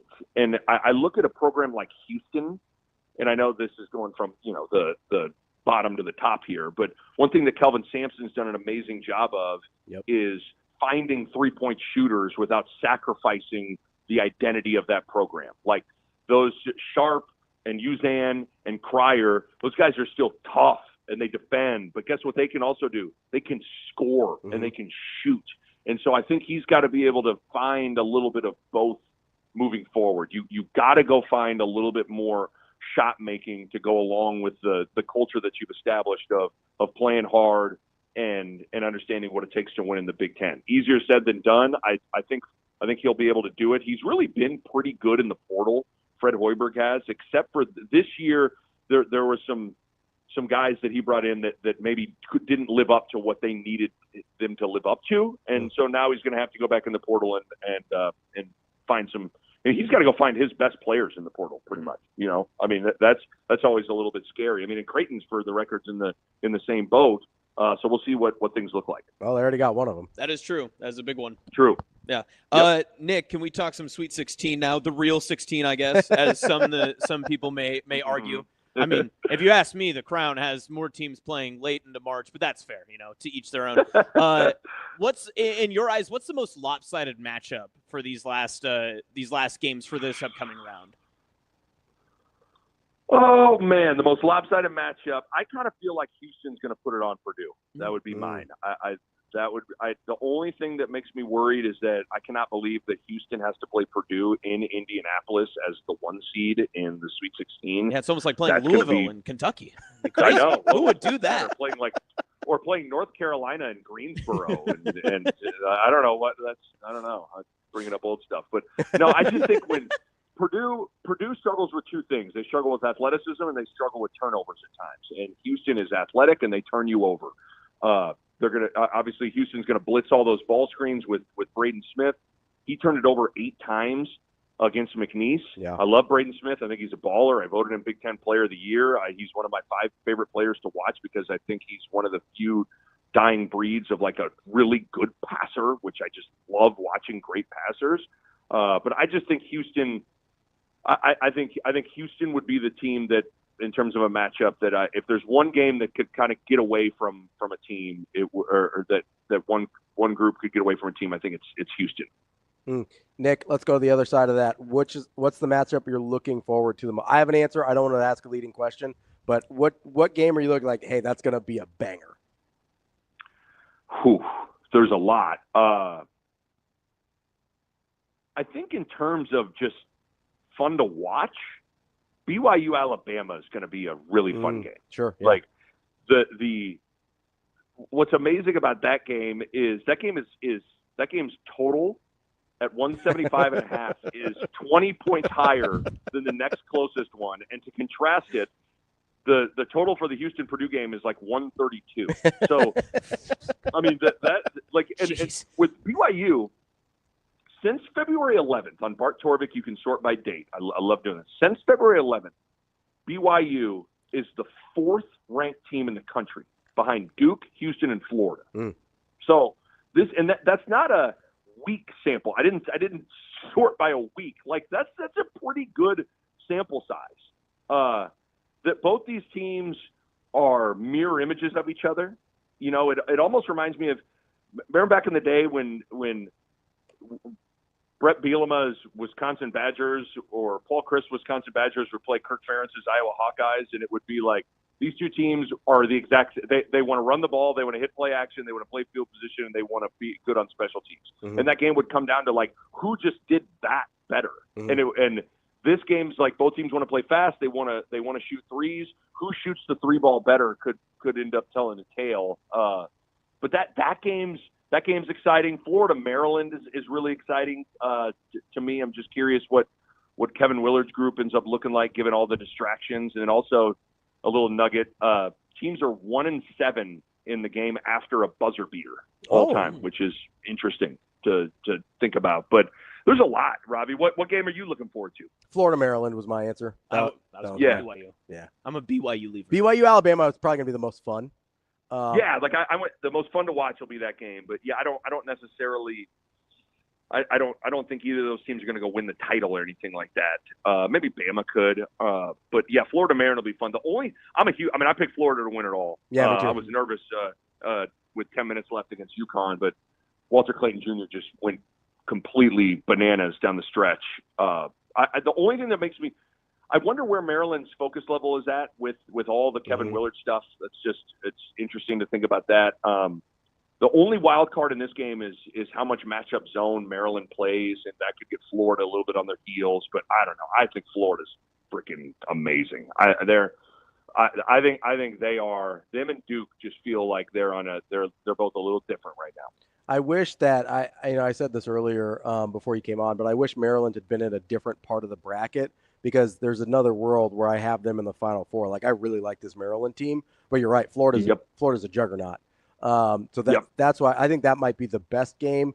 I tend to agree with you. BYU Alabama is going to probably be the most fun. Before we get you out of here, Nick, though, I want to ask, we brought up Owen Freeman coming in and being committed to Creighton, kind of taking over that Ryan Kalkbrenner spot. I tend to believe they've got a Euro coming as well that I've done a little Eurobasket deep dive on, Nick, if I'm being honest. Breaking the tape. No big deal. Like his game a little bit. Still working on pronunciation. Dmitrievich. We're working on it. Nice. That sounds good. Let's go with that. But I'm wondering if you've had time to look at, because lead guard to me, point guard is going to be the other big one that they need. I think if they can get another wing, that's nice, but I think they've got some options there. Is there, as you've watched guys go into the portal, have you started developing like a little wish list for Creighton point guards? Well, I mean, I don't think it's going to happen for a variety of reasons.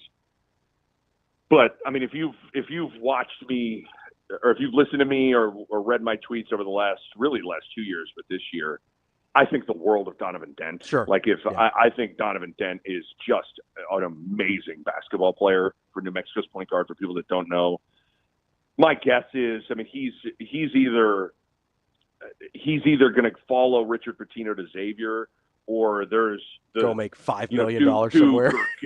Like Duke, Carolina, Kansas have reached out to him.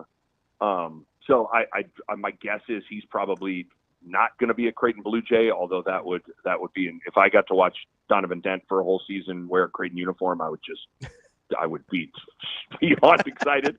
Yeah, I mean, I like Josh Dix. I'm not sure he's a lead guard, but I think Josh Dix is a heck of a player. There's been some Didon Thomas talk from UNLV, who's really he went in the portal. He's a smaller guard, a little bit more of a scoring guard than a true distributor, but he's a good player. So I mean, for me, the wish list would certainly be Donovan Dent. But I think if you landed into somebody like a Josh Dix or a Didon Thomas, that wouldn't be those are two pretty dang good players as well. And then there's probably going to be more players that jump in the portal as this thing progresses. But yeah, you need to shore up that backcourt in a major way. You're losing a stud in Ashworth and a guy that became a dang good player in Neal. So we'll see. We'll. I mean, I know Greg McDermott, those guys, those dudes are working their tail off right now. So then they need to. I've kind of had a little fascination with, and I wonder what you think about this, from Cadeau from North Carolina. Like, that dude can ball a little bit. He didn't put up great numbers, but I kind of like him. Yeah, Elliot Cadeau would be a nice. He'd be a good fit. He can play fast. I thought he. I'm with you. Like when in some ways it kind of felt like when North Carolina played well, he played well. Yeah, and he had 8 assists in the game against Ole Miss. He had 12 assists against San Diego State. He's 6'1". He's fast with the ball. Like he'd be he certainly would be a guy that would fit the Creighton system extremely well. Like I think he's a capable scorer, but he certainly knows how to set the table for his teammates. Yeah, I'm riding with you on that. I think Elliot Cadeau would be a fantastic pickup as well. Maybe a tiny bit more gettable than Dent as well. Yeah, unfortunate. I know. He's been on my man. This guy. I've been trying to spread the word even from last year. Yeah. Like, I was like, man, I'm telling y'all, like this dude is legit. You needed this is amazing. And then I think people got to see, especially in the final, call it 8 minutes of that Marquette game in the first round. Yep. He just took over, man. Like, I mean, Stevie Mitchell. We know Marquette, like we know Stevie Mitchell and Chase Ross and those guys, like those are real defenders. And he treated them like, come on, man, like what, you're going to switch this screen. That's fine. Whatever. I got this. And he was incredible in that game. He would be my wish list, top of it, but Elliot Cadeau would be fantastic as well. I'm with you on that. That's our guy. Man down. That's our guy, Nick Bahe, Fox Sports, Lil Westwood 1, Nick Bahe podcast, Nick. Westwood 1, Nick Bahe. Nick Bahe. We appreciate it as always. Enjoy the Sweet 16 and Elite 8 this weekend. We'll talk to you soon. Thank you, gentlemen. That's a pleasure as always. Talk to Nick Bahe. Coming up next, we're going to talk to our friend Jay Forman. Switch gears to Nebraska football a little bit here on Hurrdat Sports Live. We will be back.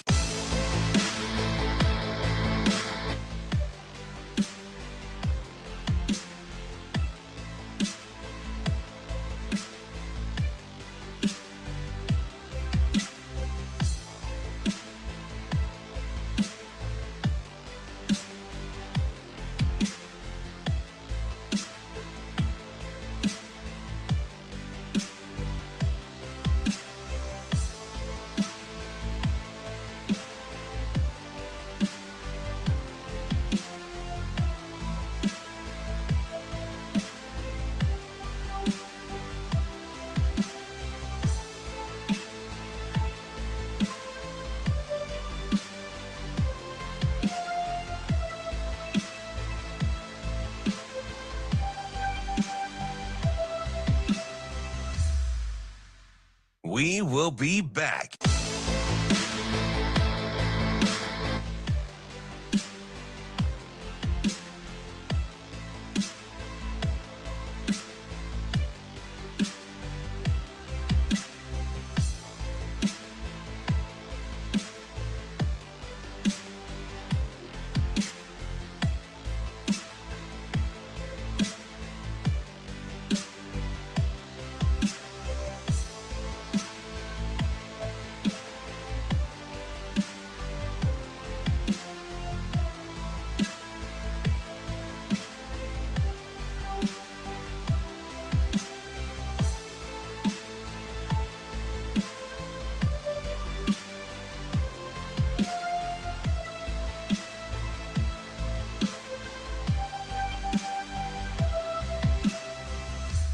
We will be back.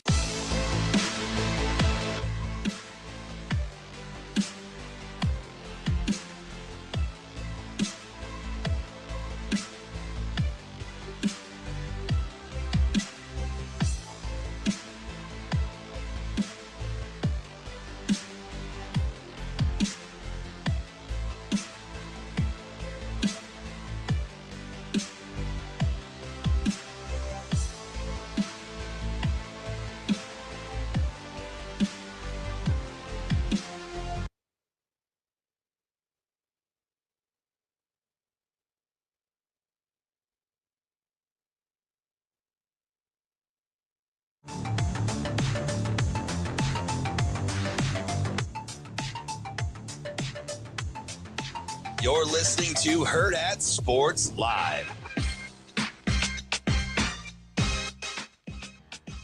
We're back here on Hurrdat Sports Live, here at Hurrdat Sports Bar and Grill. That's Austin. I'm Ravi, and we are joined now by Jay Forman, former Husker. Jay, how are you this morning? Doing all right, man. How about yourself? Oh, we're doing all right here, just trying to get excited for Nebraska spring football and everything that kind of goes with it here. Jay, I'm curious, as you kind of, we're a couple days in here, we've heard Coach Rule talk, we've heard a couple guys talk. I'm curious what your goals would be if you were in the room for Nebraska this spring. Like, what are the couple of things that you would most want to accomplish over the next month? Obviously, I think, kind of just really displaying the culture. I think culture is the new, in my opinion, the catchphrase, of the last, couple years. Culture, PJ Fleck talk about a culture, when really what it comes down to a culture is, in this case, Coach Rule and the staff and the administration, obviously Troy and everybody else involved, they have a blueprint. They come in, it's like a building, and then everybody has to go build the building, and not, and obviously it's the fine details that make that building really sturdy. So you want to start over like in the spring, with that analogy, because every year you're rebuilding your identity and your foundation of what your, core values are and all that. Then now you have to have different people that display those and then also hold people accountable. That's number one. Then obviously number two, you always want to be physical and fast and not turn the ball over. But I think the biggest thing now is this is a unique year for Nebraska football. It's kind of like the first year of true transition, right? Where you got to think, we've had multiple coaches, but you always had really decent enough or known names as like holdovers, right? Mm-hmm. Now you got a whole new crop of fresh faces, especially on the defensive line. You got, Dylan, who has to take a huge step as far as, true, tangible leadership. Then obviously he has to continue to get better as a player along with everybody around him. And then obviously, build that continuity, with, the new receivers and weapons that have came in. All the while, right, creating a culture or creating this atmosphere of extreme pressure, extreme peer pressure, which is, I think, is really, really good. That's the only peer pressure that you really want. And then also building a bonded team. And then obviously with the whole 105 looming out there that you have to potentially get down to at some point in time in, this football calendar. So really it's just, you got to be hands-on. And obviously the foundation stuff is what you have to really, really, continue to work on, because there was obviously, improvement on it, last year.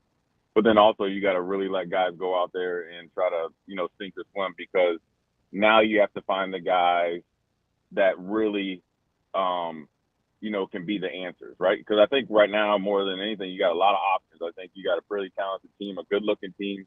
I'm sure, I've seen a couple guys walking around, I've seen them, downtown and stuff. They look, they've done the work. Now you have to become from an option to an answer, and those answers are only going to be, come to fruition through, the spring ball. All right, Jay. So I know you talked in general just about the entire program and kind of just rebuilding, making sure the culture continues to be built.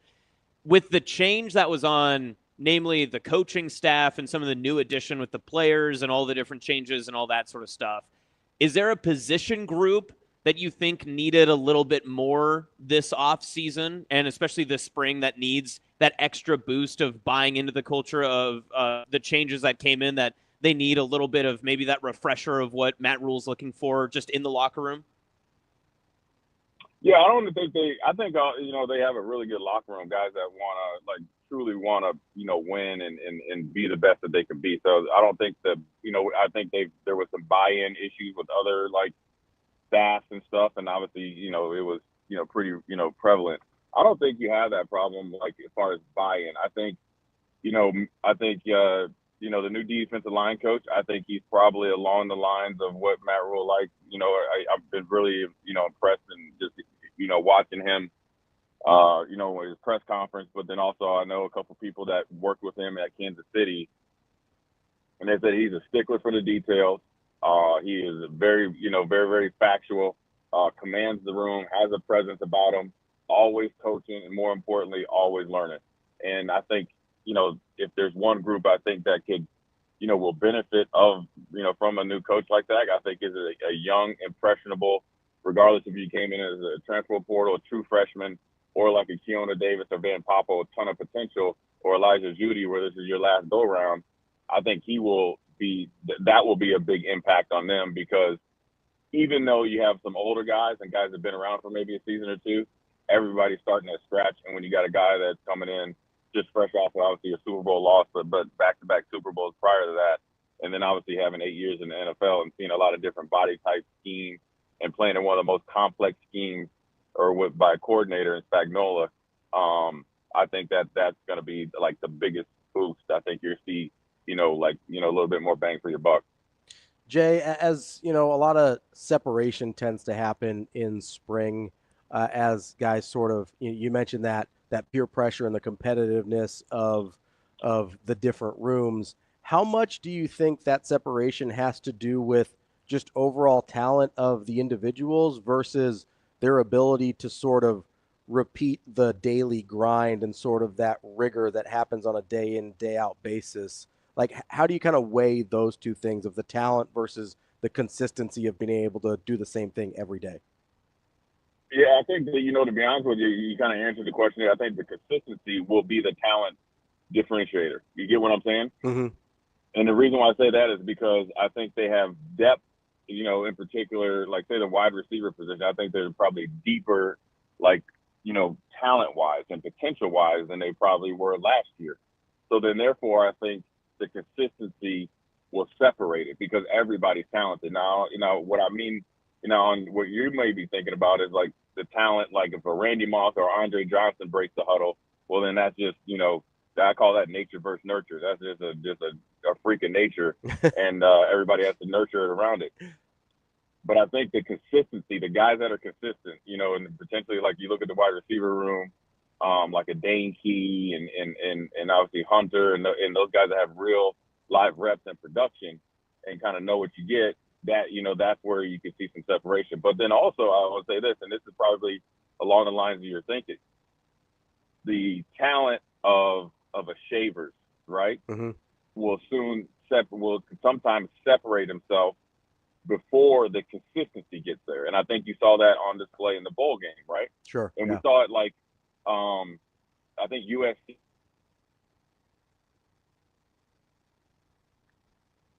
Oh, Jay, you still there? And so then, I'm still here. Okay, right. Go ahead. Go Sorry, ahead. we lost you for a second. Yeah, sorry about that. You're a little dead spot. But I think that, in that case, maybe with Shavers, his talent is so, explosive. Mm-hmm. That'll kind of ring true, maybe a little bit more than the consistency. But I think he's working on the consistency. So then the talent will be on display, obviously more, game in and game out. And in his case, right now, you want it to, for him, you want to stack practice in, practice out, meeting in, meeting out, weight room session, all that stuff, extra work. You want to keep stacking big, huge days. And then, once the season starts, if he does that, you'll be like, man, how much improvement, he made. And everybody I think will be in the real time, but actually it was in the past, which would be the spring, because he put in the work right now. As we get kind of into this area of, competitiveness and culture, is there a group, you mentioned the wide receivers a couple times, you mentioned obviously Shavers as well. Is there a group that you're particularly excited about because you think they do have a nice mix of the consistency and the high-end talent? I'd probably say, the linebacker. I was going to be biased towards the linebackers. I think that you could, I think you get a little bit of a bonus if you get a Javen Wright for a full 12 games in a bowl game. I think that, I think he adds a unique talent along with, I guess I'll throw McCullough in there. You talk about two guys, 6'4", 6'5", that can pick them up, put them down. Yeah. Their length, speed, and playmaking ability make up for anything that we just talked about with the previous question and answer. So I would say that number one. I'm really, really interested to watch the line grow.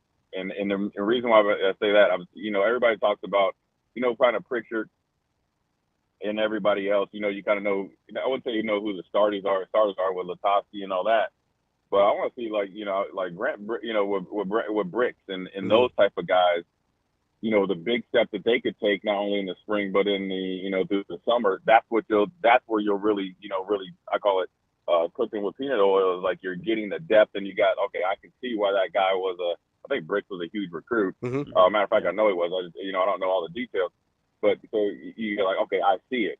That's where you get to the point where you start to reload on your offensive line instead of rebuild, and so that's what really interests me, that group. And then obviously I think the spotlight goes on to like two groups, I guess, just off, and it's more or less like the running back room.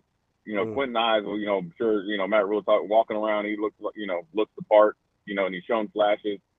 Can he make that huge step to being the for sure like number two? And then you talk about some other guys that have made some flashes as well.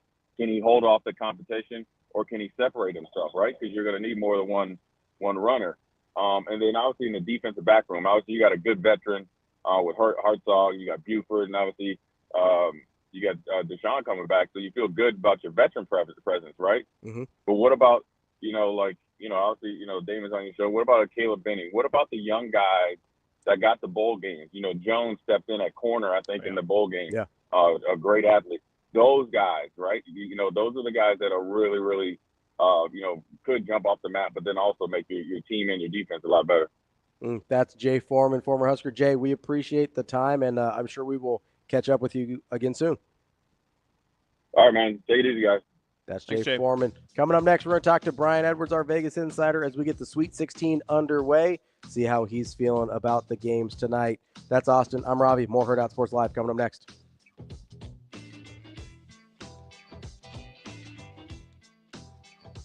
We've got some exciting news here to elevate your March to the next level. Introducing Menu Madness here at Hurrdat Sports Bar.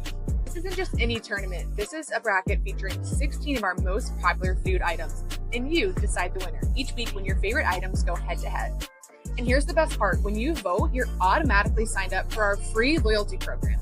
So what are you waiting for? Head over to Hurrdat Sports Bar to watch your favorite team, the biggest games, and get those votes in for your favorite menu item today.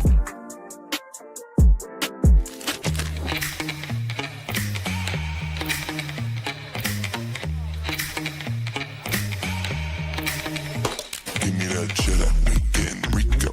Big money rolls like burritos. Give me that hot sauce, no pico. Give me that.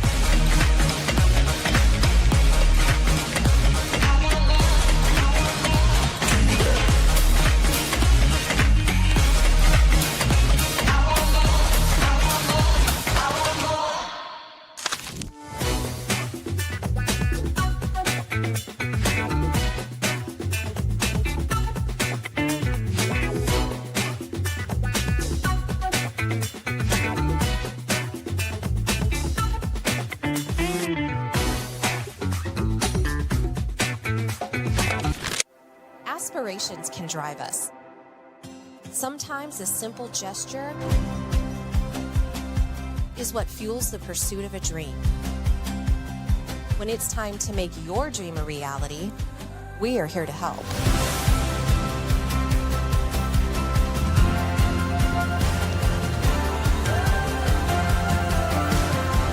Centris Federal Credit Union. We are where you are.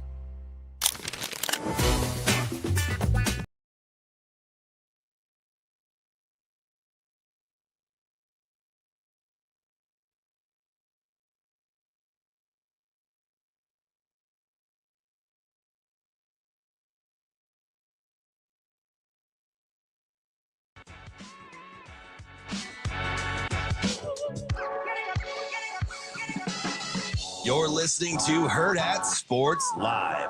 Now, Vegas insider, senior handicapper, and fan of the cold Budweiser bottles, Brian Edwards. It's got to be touchdown, touchdown, touchdown. Brian Edwards. I don't really love it. Brian Edwards. Were they using the cream cheese to butter the bagel? Brian Edwards. I'm going with the cowgirl. Here is Brian Edwards.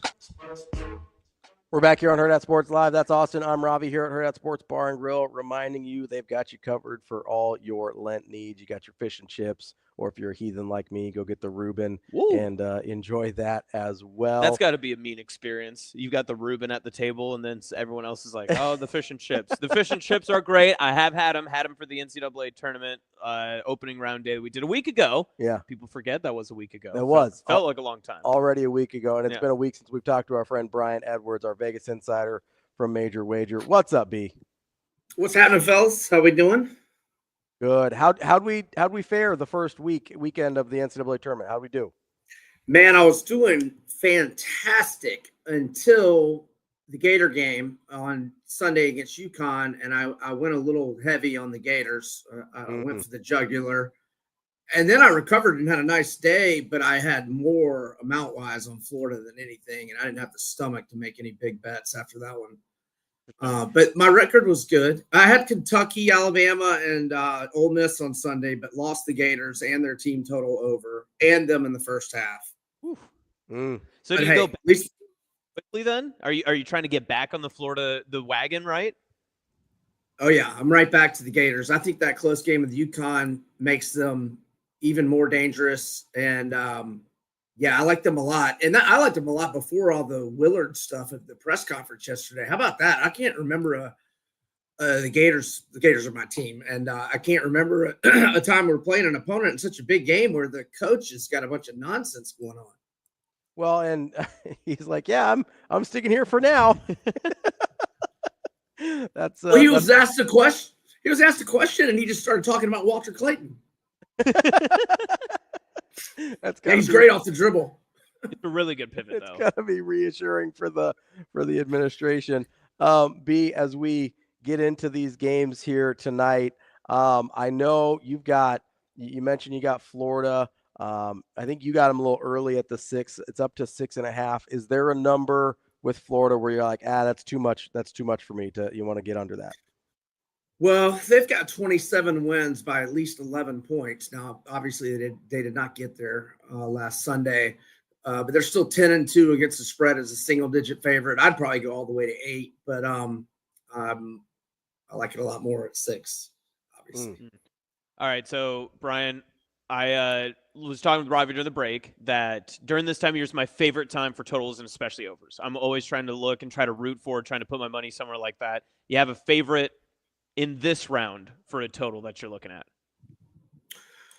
Excuse me. I'm not against the over 175 or 75.5 in BYU, Alabama, but I think I prefer Alabama's team total over 90 and 1/2. They've scored 91 17 times. They've scored at least 90, 19 times. And BYU's only, I'm going off memory here, I believe 71 in defensive efficiency at KenPom. But one that I probably like better is Duke's team total over, I've seen it 81.5 or 82.5. Last 7 games, they have scored, last 7 games when Flag is playing and finished the game. In other words, I took out the whole ACC tournament because he got hurt in the first half. But the last 7 games when Cooper Flag's healthy, they've scored 89, 93, 82, 93, 100, 97, and 110. So I'm doing Duke's team total over. They've scored at least 82 20 times this year. You mentioned that Bama BYU game. Is there a side you're leaning on that one? Yeah, I like Bama there. I think that expectations had kind of gone down for them because they lost to Florida twice, toward the end there, and lost at Tennessee as well. But, I mean, those are 2 of the best teams in the country, both Sweet 16 teams. I think Alabama's fine. Look, BYU's playing with a lot of confidence, but I think BYU will run with Alabama. And if you're going to run with Bama, you better shoot a high percentage. And I don't like any team's chances running with Alabama outside of maybe, Florida, Duke, and Auburn, and, maybe one other team. But BYU is not on that list. I like Alabama -5. We were talking with Nick Bahe earlier just about some of the most lopsided games, and he mentioned Houston-Purdue was one of those. Spread at 7.5, right? Is that where we're at now? I feel like. Do you like that? Just knowing that if you're hearing from an expert that it's one of the more lopsided, do you think 7.5 is enough? Most spots are at 8 right now. I I sort of lean Purdue, but I haven't played it. But I'm just one that doesn't think Houston is as formidable as I think a lot of people do. I just don't really trust Houston and Tennessee this time of year because I think their offensive droughts they go through. Now, they're both, two elite defensive teams, and I worry about Purdue's interior defense against Houston. But I don't want to lay a lot of points with Houston because I just don't trust their offense. I sort of lean Purdue, but I haven't played it and probably will not play it. Be as a team that maybe a lot of other people don't trust, but you're liking this week is Arkansas. You've got a couple plays on them, John Calipari, and the lowest seed to advance to the Sweet 16. Yeah, I love Arkansas here. This is actually my favorite, and I'm really high on Florida and Alabama tonight, but Arkansas is my favorite. Last 15 games, 10-5 straight up, 11-3-1 against the spread. But the push was nonsense. You could have had Arkansas the day before in the SEC tournament at a 1.5 lower. Two of the non-covers were by one combined point. They lost by the hook twice. They're playing terrific basketball. They're getting Thiero back probably tonight. And Boogie Flan played a good floor game in both games last week, and maybe he'll have a shot back. And then, one of the Red Raiders' best players, Chance McMillian, we don't know if he's going to play. He's very questionable. Been out 3 games in a row. He shoots better than 43% from three-point land and averages 14.2 points per game. And Arkansas last 10 as an underdog, 8-2 against the spread with 5 outright wins. And Texas Tech mired in 1-3 and 5-8 against the spread slumps. I like Arkansas to win outright. I'll be on a more plus 5.5 or 6, but money line plus 200 to plus 210 as well. All right, B, I love a parlay. I know you've got a money line parlay out there. Tell me about it. So Florida and Alabama money line parlay, it should be about a minus 115 price. Now, maybe do that for some, and then maybe connect it to a game tomorrow. I like Kentucky tomorrow the most. I like Ole Miss a little bit too, but maybe start the parlay with Florida, Bama, and then have it hanging with Kentucky finishing it, and you can hedge tomorrow on that game if you want, or just do it tonight, or both, whatever you want to do. There you go. That's our guy, B. Edwards, Vegas Insider, Major Wager. Appreciate it as always, B. We'll talk to you next week. Thanks, fellas. Y'all have a great weekend. You too. Good luck this weekend as well. Might have to, I like a parlay. Might have to go parlay hunting. I was going to ask him, ran out of time, but I wanted to ask him if there's any parlay that you want to do cross sport. Those are my favorite. Oh, opening day and Sweet 16, little double ball action. You're like one of those sickos that does the Super Bowl props, and it's like first touchdown scored and how many points is LeBron James going to have today? I listen. I used to have this nasty parlay that every August I would drive to visit my girlfriend in Des Moines. Yeah, I would put in the Carolina Panthers to win the NFC South and the Huskers to win the Big Ten. Hasn't hit yet.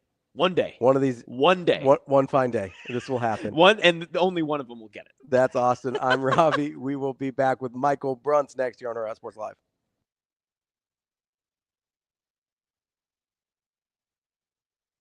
We've got some exciting news here to elevate your March to the next level. Introducing Menu Madness here at Hurrdat Sports Bar. This isn't just any tournament. This is a bracket featuring 16 of our most popular food items, and you decide the winner each week when your favorite items go head-to-head.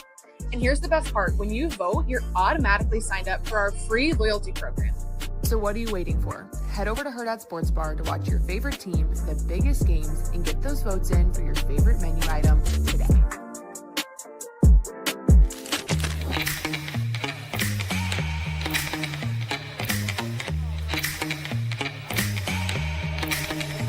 Give me that cheddar, bacon, Rico. Big money rolls like burritos. Give me that hot sauce, no pico. Give me that.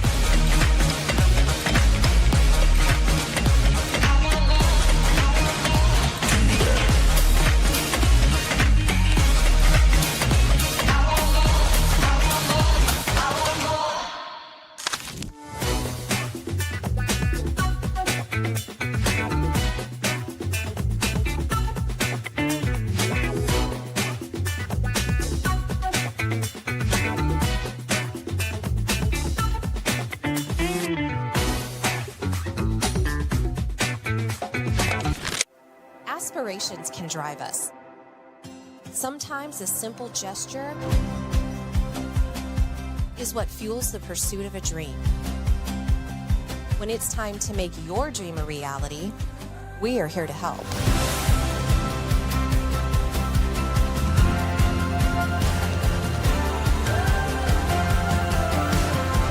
Centris Federal Credit Union. We are where you are.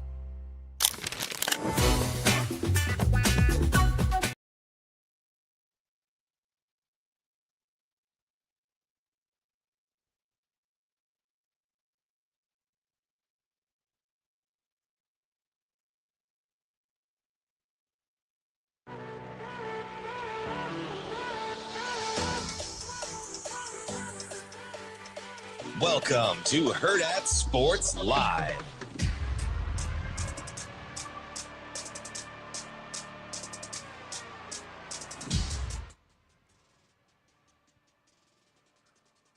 Kicking off hour number 3 here on Hurrdat Sports Live, presented by Centris Federal Credit Union. That's Austin. I'm Ravi. We are joined now by Michael Bruntz, Husker 24/7. Bruntz, what's going on?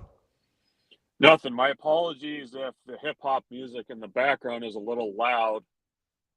It's mine, but as you would expect. So I'm just waiting for pre-practice photo shooting. So a little different setup today. Bruntz, I do like the car seat in the back. That is, I'm glad safety's first in the Bruntz household. We got two, like giant heads blocking the other one. We're all about the safety in our house. So we buckle them in and everything. It's NDOT, appreciate that. Yeah, yep. So that'll hopefully keep the foes off me today. You have a go-to favorite hip-hop artist, Bruntz, when you're, getting jacked up, ready to go? Buckling the kids in? Yeah, I don't. It should not also surprise you that I do not have a go-to with that. So probably anything before like 1998 is more of my wheelhouse than where we currently sit today. I was going to say, I thought maybe, given our, relatively close respective ages, you might be like a ludicrous guy. I would probably not be described as a ludicrous guy. No. Fair enough. All right. Bruntz, how close are you to inching your way towards the panic button on Nebraska baseball? Oh, I'm there.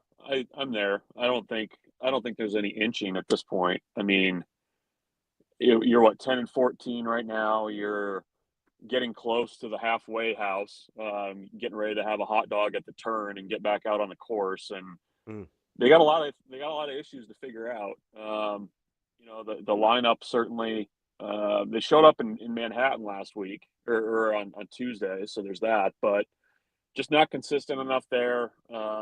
The guys that you had hoped would kind of carry you through the season are not even in the lineup regularly. I think Gabe Swanson's hitting 145 since that game against Vanderbilt when he kind of went off. Cale Frost is hitting a little bit now.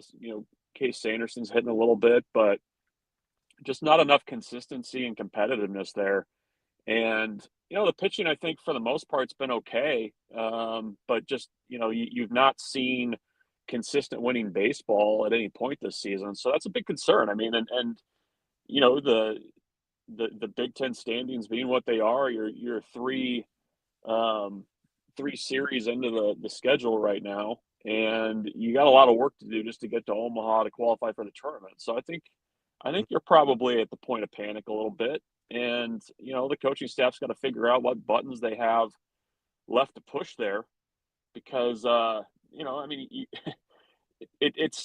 you're kind of sitting there, right, at a bad time when you're trying to get right. You've got number 5 Oregon State coming to town. So, we'll see what they can get done this weekend. But this stretch of games is huge because you've got 3 against Oregon State, you got Creighton, you got Omaha, and then you dip back into conference play. So you got to start winning some games in a hurry here. Bruntz, I'm curious as you kind of look at some of the things that have ailed this team throughout the season. Obviously, the lineup and just not making enough solid contact through a lot of the season has been a huge issue. But I'm curious, what's been the biggest departure from what you thought this team was going into the season to who they've turned out to be so far, as you mentioned, almost halfway through the year?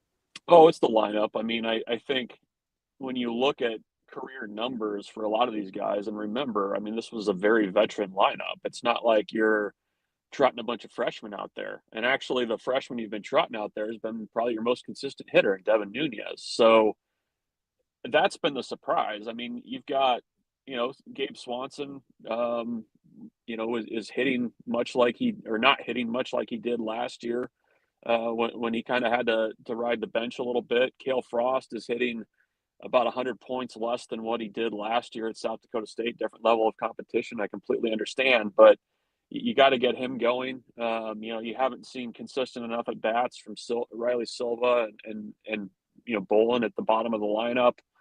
Hogan Haligso was a 283 hitter, I think, career at Creighton, and he's hitting like $150. So just up and down the lineup, just not getting it done. And I think, I think the pitching, you felt like you had more depth this year. I think they still do, even without Mason McConaughey. I mean, that certainly didn't help things, but just the inability of the lineup to string together, hits and innings, I think is the biggest surprise to me. I mean, first inning against K-State's a great example of this. Like you get second and third with nobody out, you don't score, and you turn around and give up a 5 spot of unearned runs to K-State. I mean, that inning in itself was I think a pretty, it's a microcosm of kind of how the season's gone to this point for them. It's just when you've had the opportunities, you haven't cashed in, and the opponents have when they've had the opportunities. I mean, that's just kind of been the story of the year so far. So, Bruntz, when you were talking about just the schedule upcoming, it's a big one with Oregon State. You get it at home, and then you do play a bigger matchup with the in-state foes coming up after that.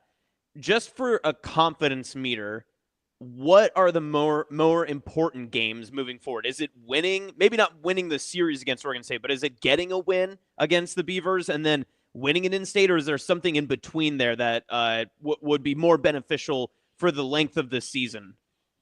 Well, I mean, if you come out and you play well against Oregon State, I mean, maybe that's a launching pad for you a little bit. I mean, it's a team right now that doesn't feel like it's playing confident baseball. And I mean, it's a big series. I mean, I think you're going to see a surprising number of Oregon State fans in Haymarket Park this weekend for this game.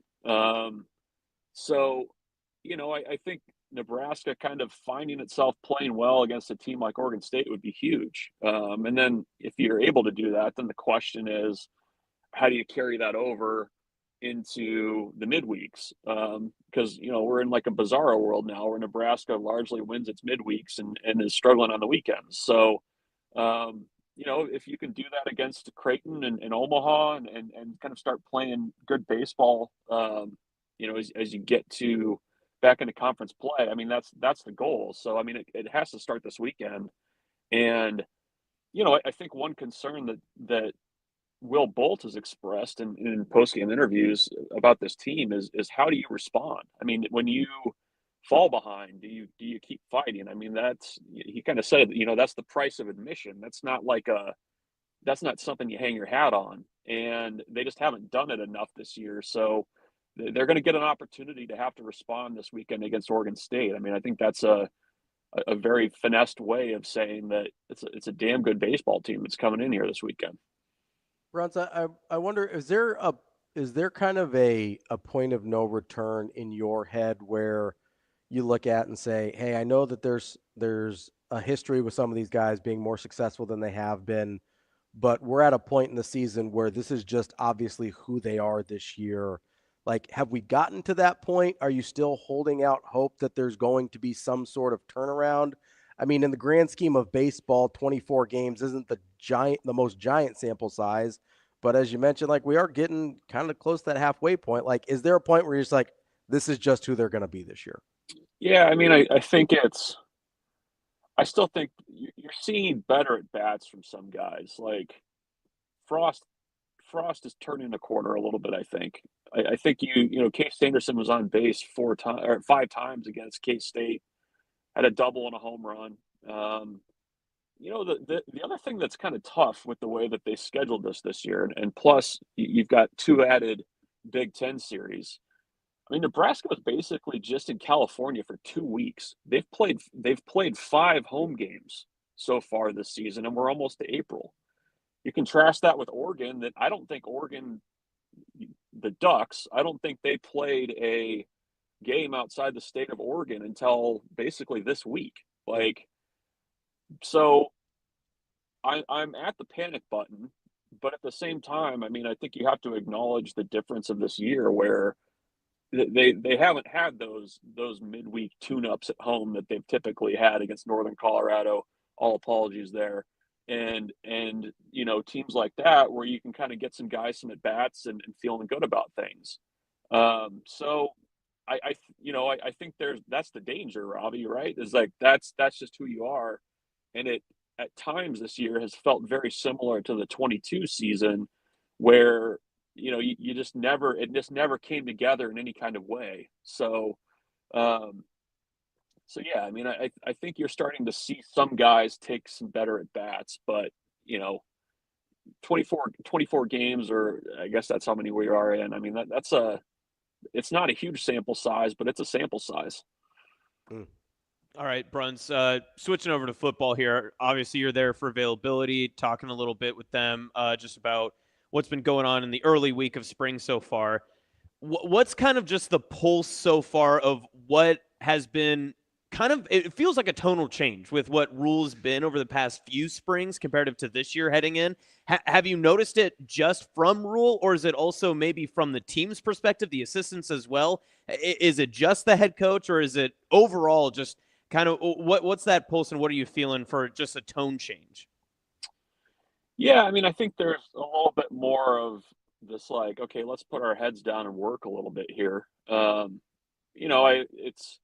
We're kind of in Kool-Aid season, right? Like, this is guys, everybody's moving around, everybody's never felt better. I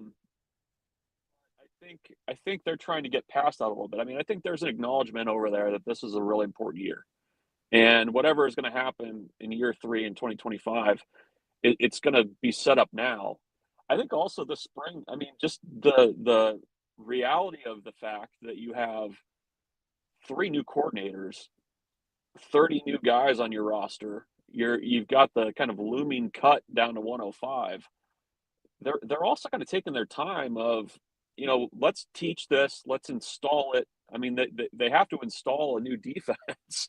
They have to figure out what this offense is going to look like and expand on a little bit more than what it was in the bowl game. Although that kind of sounds like the parameters of what they're working with. So there's some nuts and bolts things to do, definitely this spring, and I think that's kind of been the tone change a little bit. I mean, even I don't know. I mean, the stuff that kind of comes out from the official accounts of photos and everything else, even that seems a little bit dialed back this year from maybe what it's been the last couple of years. I don't know if that's by design or what, but it's something I've noticed a little bit as well. Bruntz, we've been talking a lot this week about kind of the different players and guys we had confidence in versus some unknowns and stuff like that. But I'm curious about the coaching staff, because you brought up a good point. You got 3 new coordinators. Obviously, you got several new position coaches as well. Is there, and I'm going to take Dana Holgorsen out of it since we saw him in this role, at least for a sample size last year. Mm-hmm. Dana Holgorsen, is there a guy that you feel the most confident in their ability to upgrade their position? Yeah, I mean, I think DeKel Shorts I would probably put there. It's a new group. It's a much different looking group than what they had. But I think what's helpful there is, I mean, I have to mention Dana Holgorsen here, so my apologies, but he's his handpicked guy. I mean, he knows how to coach that system. He knows what Holgorsen looks for, and Dana is a wide receivers coach by trade as well. Like, he's not just going to leave that group alone.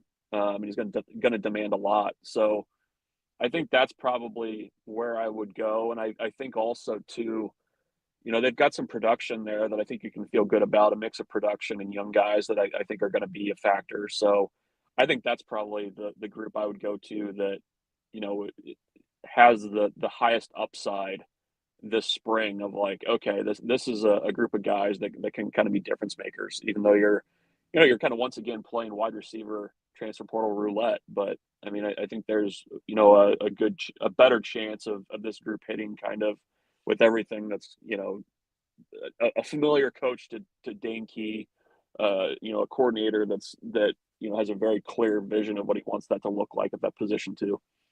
Bruntz, I don't want to ask a leading question here, so I'll try and leave my bias out of it. There's a couple guys I think kind of answer this question for me, but on the flip side of that, are there coaching spots that you've got the biggest questions about on their ability to deliver a product that improves Nebraska?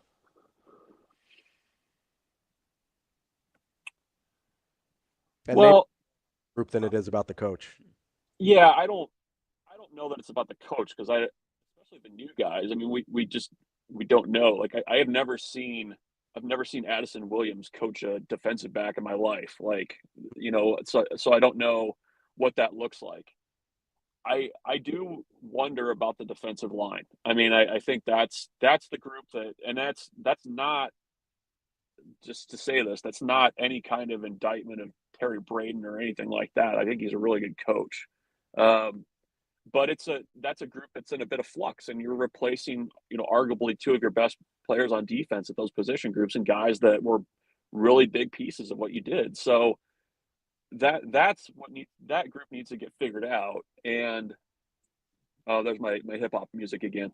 So you go down the list of guys that need to be counted on and step up, and guys that were here last year.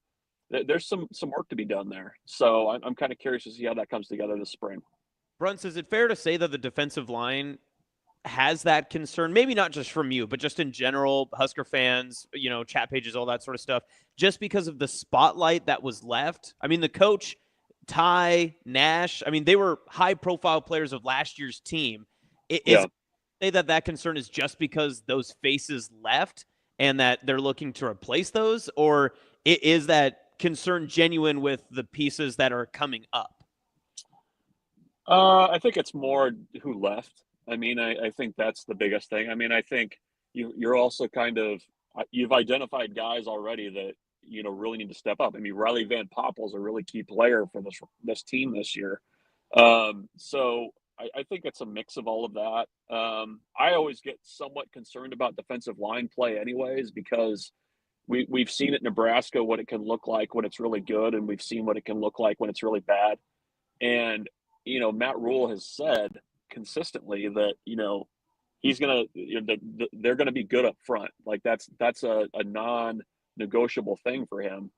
And, that's going to be put to the test a little bit this year when you're replacing two guys that were really key for you and have played a lot of snaps. So, that's one position group I hear concern about on our message board. I mean, I think it's valid. And I think it's kind of one of those things where you just kind of need to see it in the fall. So, we'll kind of see how that plays out. But I'd say that's probably, one group of concern. But, by the same token, too, you've got Terry Braden, who's coached a lot in the NFL. You've got Phil Snow, who's going to be kind of a walk-around associate head coach. I mean, he's going to be very involved. Like, he's not just going to be standing there holding a clipboard.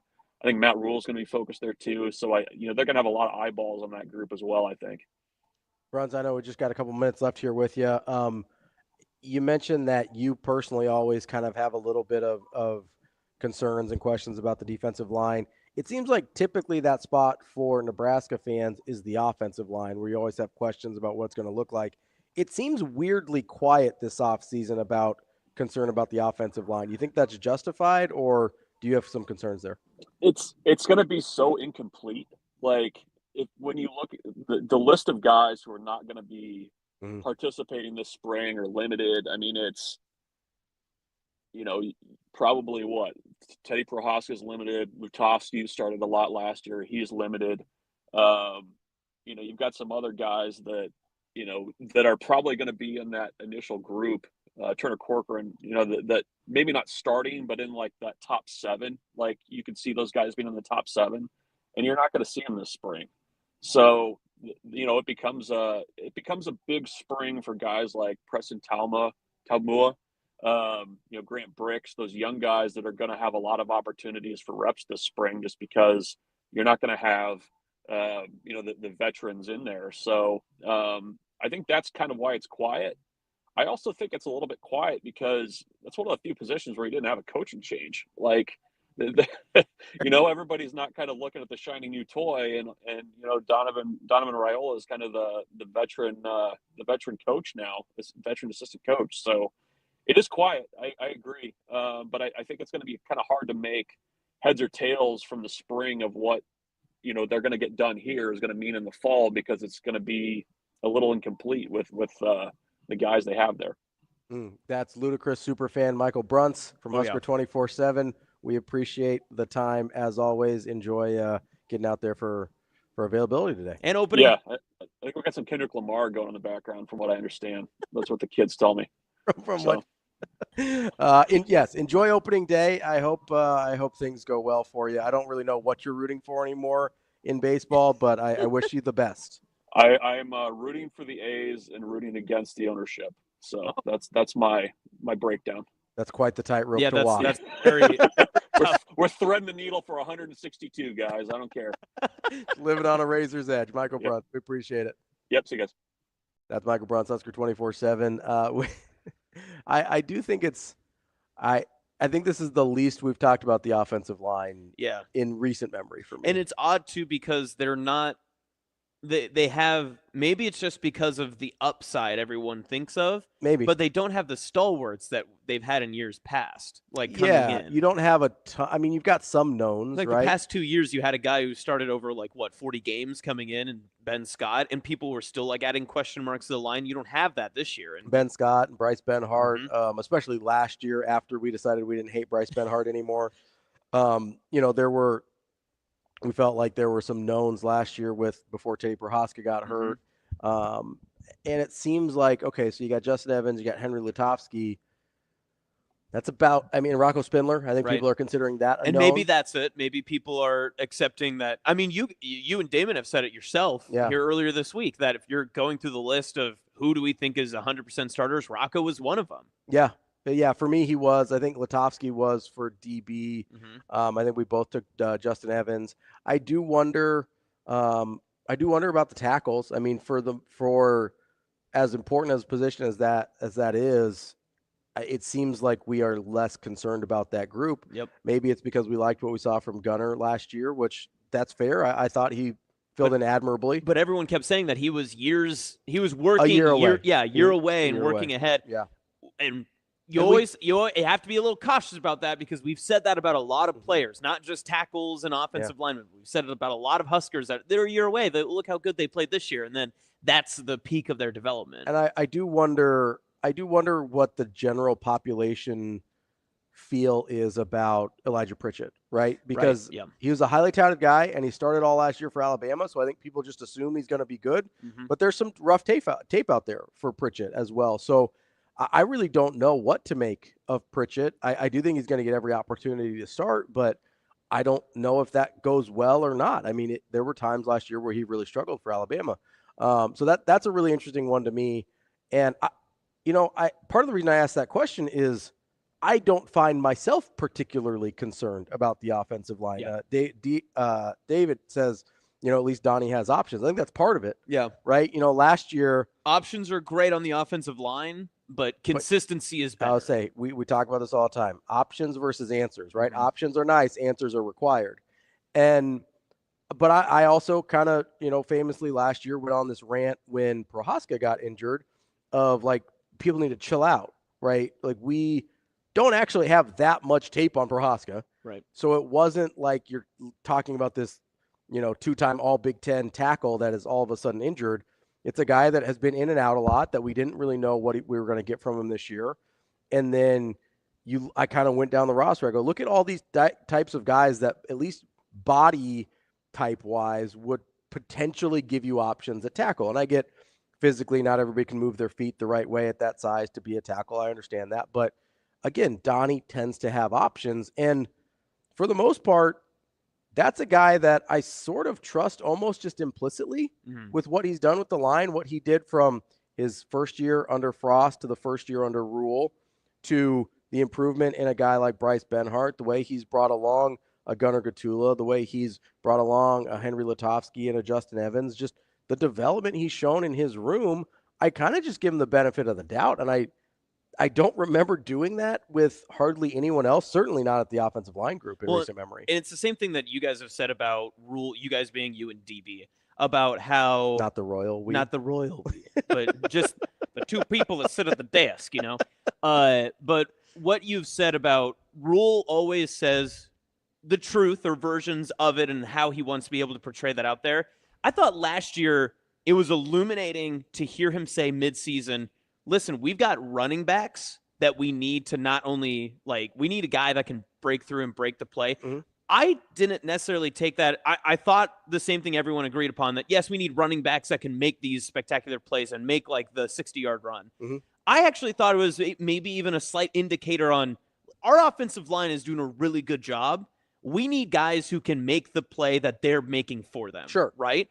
And get the yards that are there. Exactly, right? And that wasn't always there last year. And I think there was a lot of frustration with Dowdell in that situation too. That's the name that I first thought of. Because every time there was an arm tackle opportunity, it felt like that he was kind of nipped and grabbed and then kind of, hit the deck at 3 yards or 4 yards instead of getting 7, 8, 9.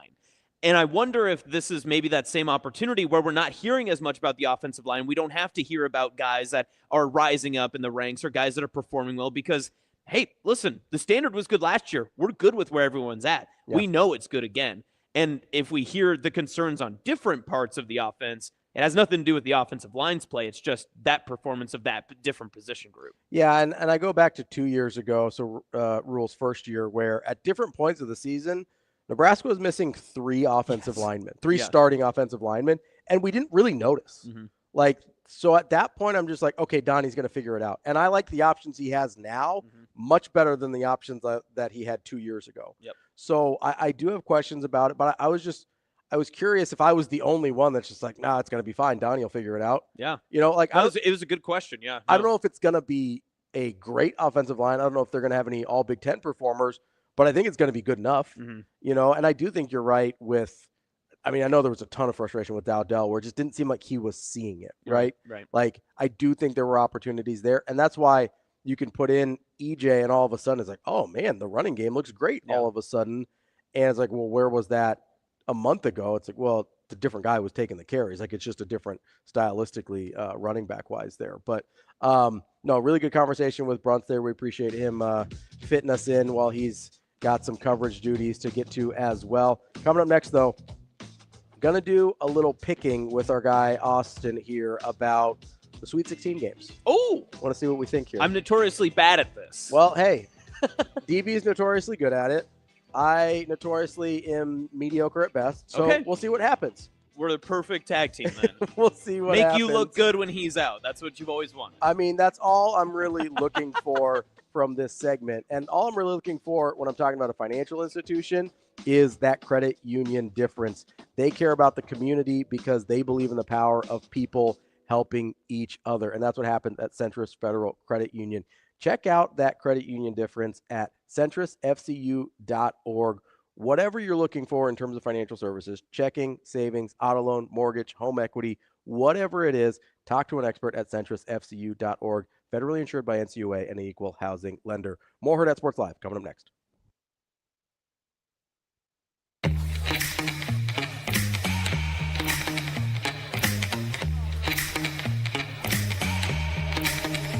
Give me that cheddar, we getting Rico. Big money rolls like burritos. Give me that hot sauce, no pico. Give me that.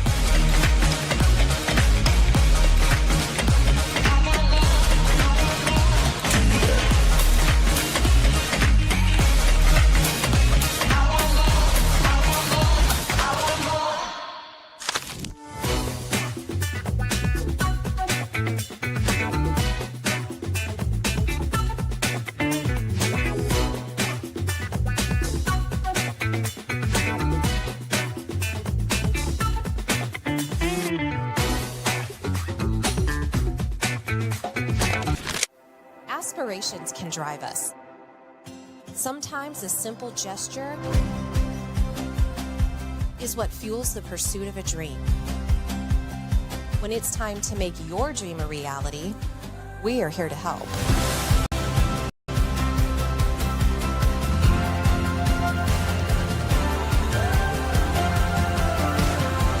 Centris Federal Credit Union. We are where you are.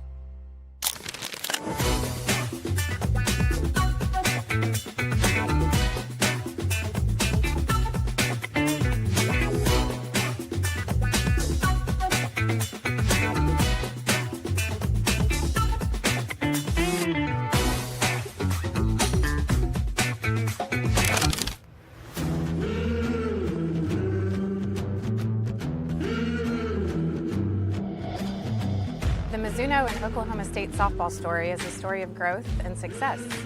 After getting to visit the team this fall and watching practice and talking with Coach G, I am confident in this team this year. The best you is really dang good. I mean, it's really good. Okay? So just be that. No more, no less. Lightning in my fingers, and I'm nice on my feet. Heavyweight big swinger, got you saying double while we're counting to three. Mizuno and Oklahoma State softball are built for big moments. Brace yourself.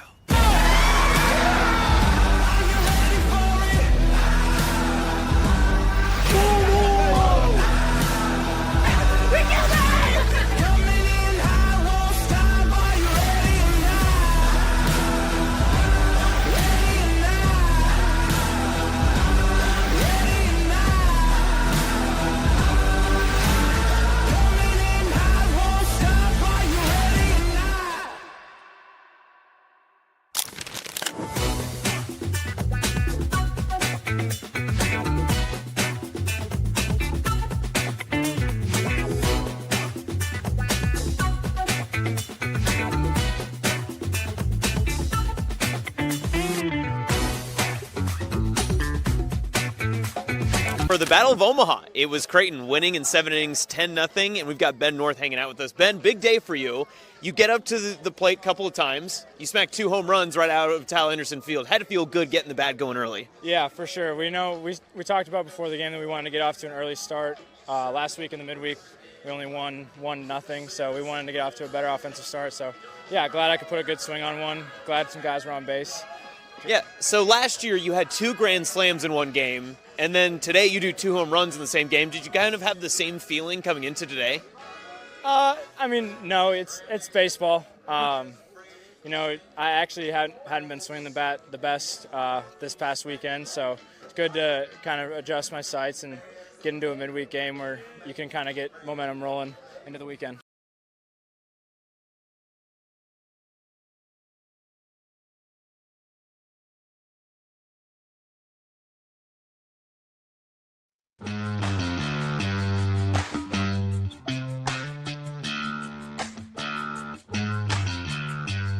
You're listening to Hurrdat Sports Live.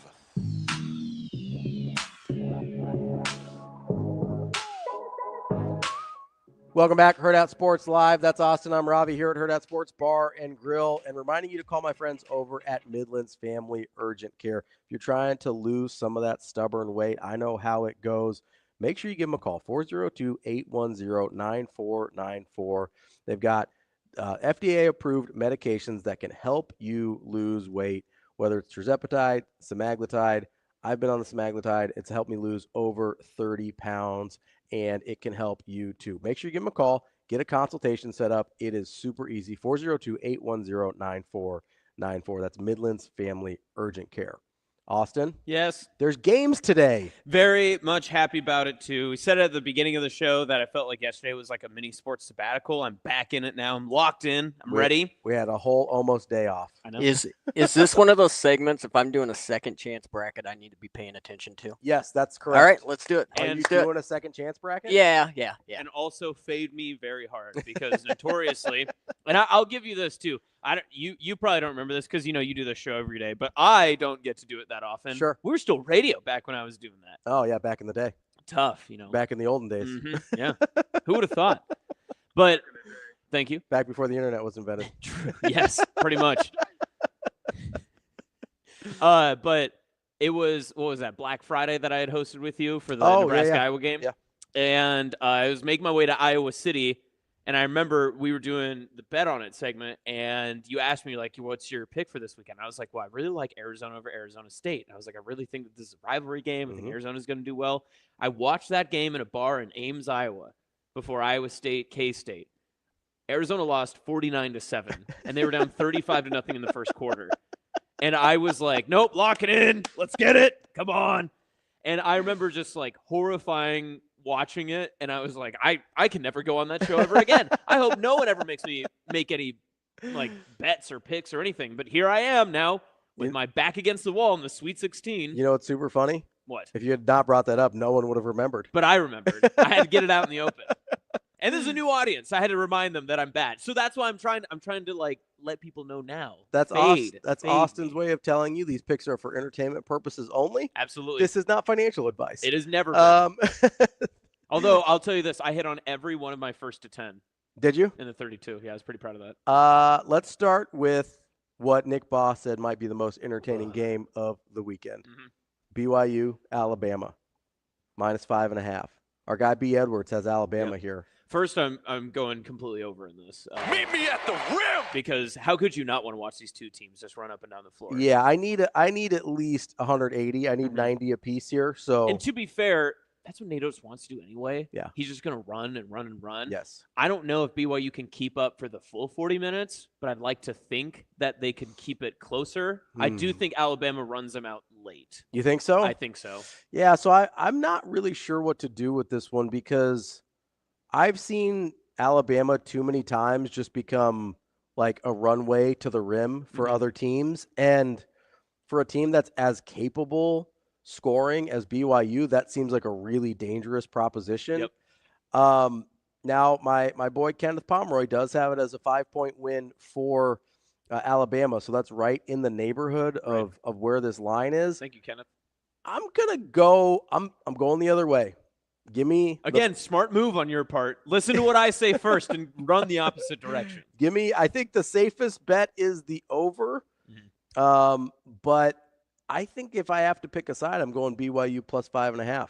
I don't hate that. The only difference maker for me is that I just in years past, it's felt like if Alabama can't continue just to put the foot all the way down to the floor, that they can't really keep up, especially late into tournament runs. But I feel more confident about their ability to do it this season. And I can't put my finger on to why, because their SEC tournament wasn't exactly like how I want them to end. Their big game performances when they played Auburn and they had game day there and all that stuff, I wasn't, like overtly impressed by their ability in the biggest of games. But maybe it's because of their opponent BYU that maybe they're like, hey, look, it's not the biggest game we're in yet. Now, their next matchup, I'm not sure that I'd be so sold on, but for today, I feel like I can go with Alabama. To be fair as well, Alabama in Ken Pom defensive rating is 29th. Yeah. As opposed to BYU 72nd. So part of it is hard to separate what I see when they play like Florida, who's really good, obviously, versus what they are in general. The ratings would say they're better defensively in general than what I've seen. And so that's really hard to separate. Sometimes you just can't unsee certain things. But there are also sometimes the Sweet 16 is a perfect round where you can just close your eyes and you're like, all right, I'm watching Alabama play and they have for sure just given up an open layup. Yeah. Like, you know what I mean? Like, yes. I can see that happening a lot.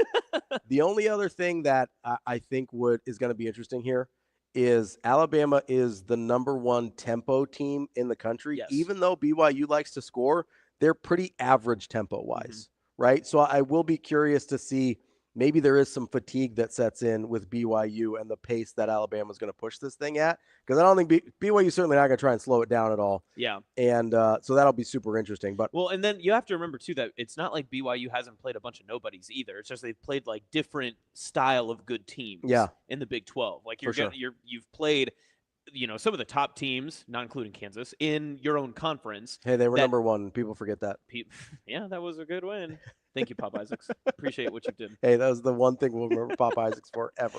Did you see the tweets after where people were like, hand up, I jumped on Pop Isaacs and might have injured his hip after the Kansas win? I thought that was funny. I was like, oh, well, That's what happened. You got to be careful rushing the court there. You do. Let's move on to what I think is the best game of the day, Maryland and Florida. Florida's a 6.5-point favorite. Yeah. I almost wish that number was bigger because I like Florida that much. Really? I really do.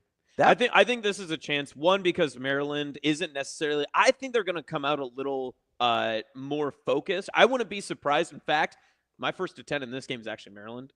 But I think just Florida in a full contest, top to bottom, I don't know that I've seen a team like Florida and like Duke, which I know we'll get to, that are just more head and shoulders above the rest of the pack than where we are right now. I truthfully feel that there's really not two teams that are better than the rest of the field in years past than these two teams. So I actually think the number's a little heavy. I think Florida wins. I don't think they cover. I'm going to take Maryland plus the 6.5, but I do think Florida wins this game. You're doing a great job of just going exactly the opposite direction. I know. I can start I can start first next time because this is where I was leaning no matter what. But I do think – but I'm also very high on Maryland. I said it to Nick. I've said it to kind of all week. If Maryland wasn't playing Florida here, I'd probably have them in the Final Four. We did get our Nick nugget, though. No nuggets, fellas, but we did get one from him about buzzer beaters and not coming off of that very coming well. 1-7. But I believe that was straight up. Yeah. So it's also fair to say, too, that the theory of like the buzzer beaters and all that other stuff when it comes to, the NCAA tournament, and you have Cinderellas that come in. This is not a usual Cinderella field. In fact, there's not. I mean, Coach Cal's a Cinderella, I guess. He's the only one. Really? I don't want to see him in slippers, that's for sure. But when it comes to like Maryland, they've had a lot of time to process the win, to get moving on past that, and to deal with internally whatever else is going on. So I think it just comes down to basketball. And again, for me, it's just Florida. Florida is just much better. So I think the distractions with Kevin Willard are a bigger deal than the buzzer beater for sure. That's my only hesitation here with taking Maryland to cover.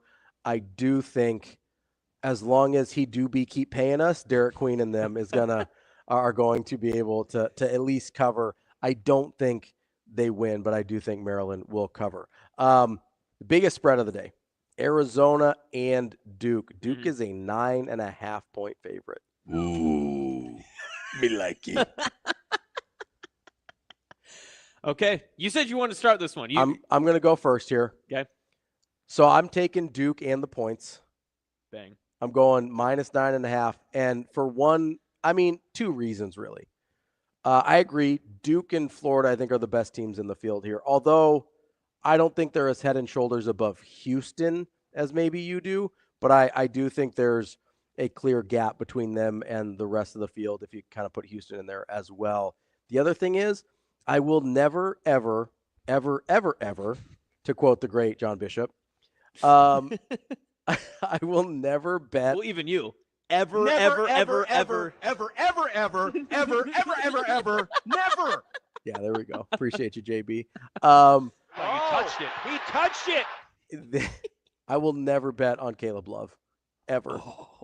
Oh, we've got an ultimate showdown between us right now. In a million years. So are you ready for this? Duke minus 9.5. I'm also going Duke minus 9.5. I'm trying to find it on here, but I know I put it in last night just because I was bored. Yeah. I want Caleb Love's over points. I need to figure out where I put that in. Can you take his over shots too? Well, see, that there's no player that I have bet on in an individual point total. Yeah.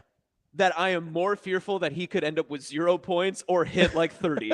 There's not a single player in this entire tournament of 2-week span that I'm there's a high probability that he could just go over and pull himself out of the game and just RJ Lewis it by the end of the day, or he makes 35 points. Did you see him hold himself back against the post or pregame comments with Duke? He was doing his I think it was the pregame press conference or something. He was sitting there and they asked him, they're like, well, I mean, what do you think? How do you beat Duke? What's the recipe? And he leaned in and he just goes, no. And then he just gives some generic answer. And you could tell right there in that moment, he was like, I could say it right now, but no material needed. I'm just going to go for a 40 burger. That's what we're doing. A 40 or 4. He's somewhere in between there. Yeah, I do like Duke again. I just think if Caleb Love makes it fun, I don't think Arizona makes it interesting, if you follow. Absolutely. Last one of the day. Arkansas is a 5.5-point dog. Our true Cinderella, John Calipari, Thank God. against Texas Tech. You want to go first? Or want me to go first? Yeah, I'll get this one. All right. I never liked Tech in this tournament. Okay. And so I'm happily surprised that they're there. I'm always a Red Raider at heart, Sydney ride or die. But I feel like you have to go Arkansas here. So I'm gonna go Arkansas just outright. This is the first place we agree. I am also taking Arkansas, and if for no other reason, somehow this happens to me a lot. Somehow, and I'm not a victim or anything. It just is a funny. What a sentence! It's what a way to lead in. I just think it's a funny thing that sort of happens. It happened with Mick Cronin, where it's like I don't even like Mick Cronin, and somehow I became the Mick Get Cronin. that guy a hot meal. That's all that he wanted. I'm so hungry. He's like Oliver Twist. Please, sir, may I have some more? I don't even really like Mick Cronin, and somehow I became this Mick Cronin defender. I like that he is honest, even sometimes at the expense of decorum. But he's honest. I feel like I know where everybody stands with Mick Cronin. I don't really like him. It's sort of become the same thing with John Calipari. I see the warts of John Calipari, but in everyone's rush to call him a bum and say he can't coach and things like that, I'm like, well, I mean, the player acquisition and all that, like that's part of the coaching and getting teams to the tournament every year when you're literally starting over pretty much every year. Like that's harder than it sounds. I get that there's a lot of talent there, but that's not the easiest thing in the world to install a brand new system with brand new guys every year, which he was doing it at Kentucky. So I became sort of this Calipari defender, and people are like, oh, big John Calipari guy. So his win over Patino was especially sweet for me. Right. But so I'm just going to ride it. I'm just going to embrace Why not? that I'm the John Calipari guy, and we're going to go with Arkansas. Well, and you know me, I love chaos and just like upsetting fan bases. Nothing would please me more and just like a personal like vibe than to just egg on Big Blue Twitter and just be like, well, Coach Cal just needed to get out of Lexington to win. And that's all he needed to do. Toxic fan base. I listen, I live for burner accounts and people just like tweeting to get other people upset. Yeah. And I especially love tweeting at people that have their avatars as them in cars wearing sunglasses. Oh, yeah, it's terrific. They're the best ones to get upset. I'm fighting for that today. My Tech and Arkansas contest. I will be fighting that the entire time. I'm going to find the first. All I do is I just go to Twitter. I search Kentucky Calipari, and it just pulls up, and I will definitely get a UK logo person with like 19 like underscore X and like different consonants in their username. And I'll just berate that man until the end of the day. Does that we're not going to do all of tomorrow's game, but does that mean you're also taking Tennessee -4.5 to beat Kentucky just for the chaos factor? I could, but wouldn't it be more fun to watch Kentucky just go a little bit further and like everyone gets excited that there's a possible matchup going? I'll debate that tomorrow. I'll figure that out. I haven't decided that line yet. That's a good thought, though. I think ultimately Cal going further in the tournament than Kentucky in his first year away from Kentucky. Yes. I think that's the chaos storyline you need to be rooting for. Yeah. You're right. I hadn't considered that, but now that you say it out loud, I think that is a good way to go. Because I don't think they couldn't meet until the championship game. So that seems unlikely. Yeah. That seems unlikely. I say we root for the chaos. Welcome to the pot stir, Ravi. Welcome to the pot stir. That's bet on it. Those are our picks. Entertainment purposes only. We're both very bad at this. We will be back with more Hurrdat Sports Live. We've got some exciting news here to elevate your March to the next level. Introducing Menu Madness here at Hurrdat Sports Bar. This isn't just any tournament. This is a bracket featuring 16 of our most popular food items, and you decide the winner each week when your favorite items go head-to-head. And here's the best part. When you vote, you're automatically signed up for our free loyalty program. So what are you waiting for? Head over to Hurrdat Sports Bar to watch your favorite team, the biggest games, and get those votes in for your favorite menu item today.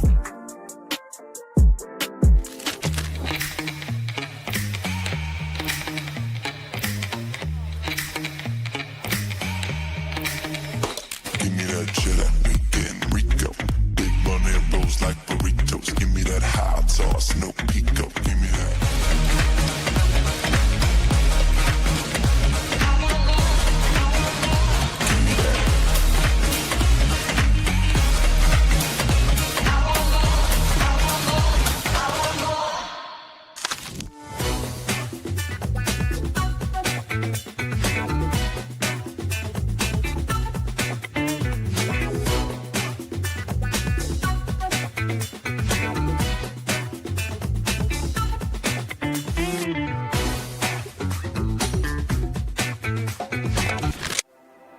frustrations can drive us. Sometimes a simple gesture is what fuels the pursuit of a dream. When it's time to make your dream a reality, we are here to help.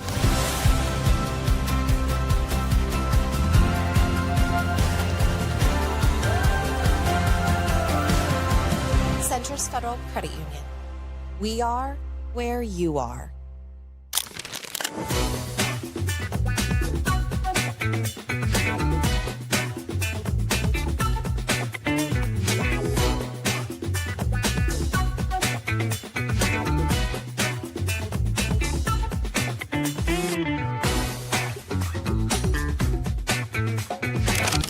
Of people talking about just the way these guys looked as well today, you know, from end of season to today, how much work goes in between, and just what impressed you from the way, like the strength that you saw from these guys? Yeah, I mean, naturally, when you go in, you finished up your season. These guys finished up, January or so, and then they go underground for like 2 months, and all they do is they lift weights, they run, and they eat food. And you can definitely tell that when they come out here, all rocked up and ready to go. So it's good to see those guys that they've been training as hard as they have, and it clearly has paid off.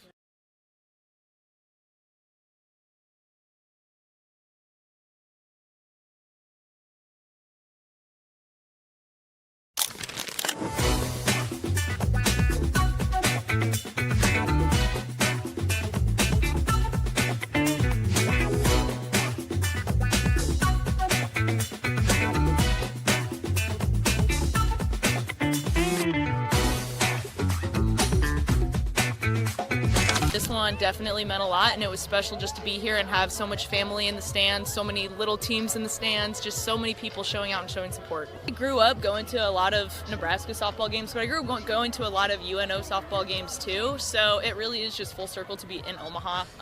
Like I said, I was watching through the chain link fence over when they shared a field with Westside. So first off, they have a beautiful field, and just so happy to see that they're pouring into this sport, and it's just great. It was a fun night.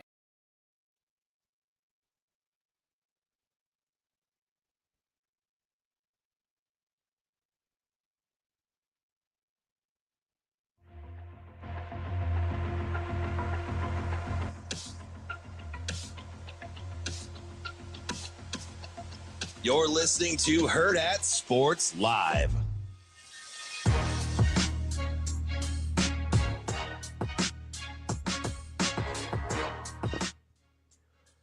Welcome back to Hurrdat Sports Live here at Hurrdat Sports Bar and Grill. That's Austin. I'm Ravi, wrapping up the show for you here today. Shane, can you put Kyle's comment up? That's hilarious. the Ron bringing the Yaz flute during the break. I played the Yaz flute. Underrated comedy, right? I don't think a lot of people give Anchorman the love it deserves. Oh, really? I don't think so. That might be a your generation thing. I was just gonna say that. I'm sorry. I'm an old soul when it comes to film. Most people when they say that are talking about like Citizen Kane. It's not. No. Like I have seen Citizen Kane. I'm an old soul when it comes to film. They're not talking about 2000 Anchorman. I like things like Anchorman. You guys bring up Shrek like every other day. That's a DB They're thing. the same generation of movie. Can you believe that? It's nuts. They're like 2 years apart. I do believe that, actually. You're going to really go old school on me and be like, have you seen Happy Gilmore? Yeah. Classic. Two's coming out Classic cinema. Yeah. Billy Madison. Mm-hmm. Jurassic Park. I'm really going to blow your mind with Tommy Boy. Tommy Boy is actually an underrated one. Now that I say it. There's a certain generation where that's not the case. It's properly rated. That would be my argument with Anchorman. Like for people my age, Anchorman is very well thought of and very well. I watched Coming to America like vaunted. a couple of years ago. Yeah, very good. The second one was. I'm not a big Eddie Murphy guy. That's fine. That's your opinion. It is my opinion. Yeah, I'm glad you're able to get that off your chest. Everybody's got their faults. He's fine. It's not my. I always feel like he's doing too much. They also shoehorn. Sometimes he is in some of those movies. Yeah, like I just feel like he's doing too much. And they shoehorn him in too many times now and be like the legend Eddie Murphy. I don't know what Eddie Murphy's done recently. He does a lot of kids movies like Haunted Mansion and stuff like that. Yeah. And although that's been a while now, famous. Look who brought up Shrek. Look who brought up Shrek now. It's never me. It's never me. Sorry, it's green sweater guy over here. Great. It's a hoodie. All right, relax.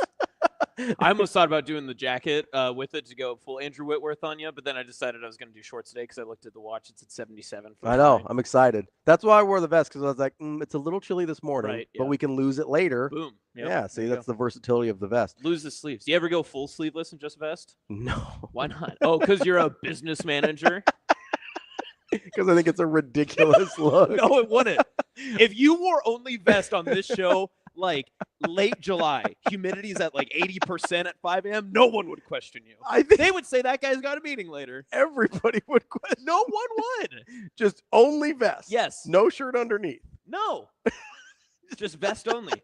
I think you have to do, if you're going to do it, I think you have to do puffer vest. I think that's the Yes, only. 100% agree. Zipped up all the way to the chin. Yes, I think that's the 100%. only look Listen, that works. You're listening to fashion advice from a guy that wears Crocs 5 times a week, okay? I'm wearing the wrong color ankle socks, by the way. So none of this matters. I just appreciate that you own ankle socks. There's a generation Yeah. that it's out on ankle socks. I'll be completely honest. Yeah. Fully transparent.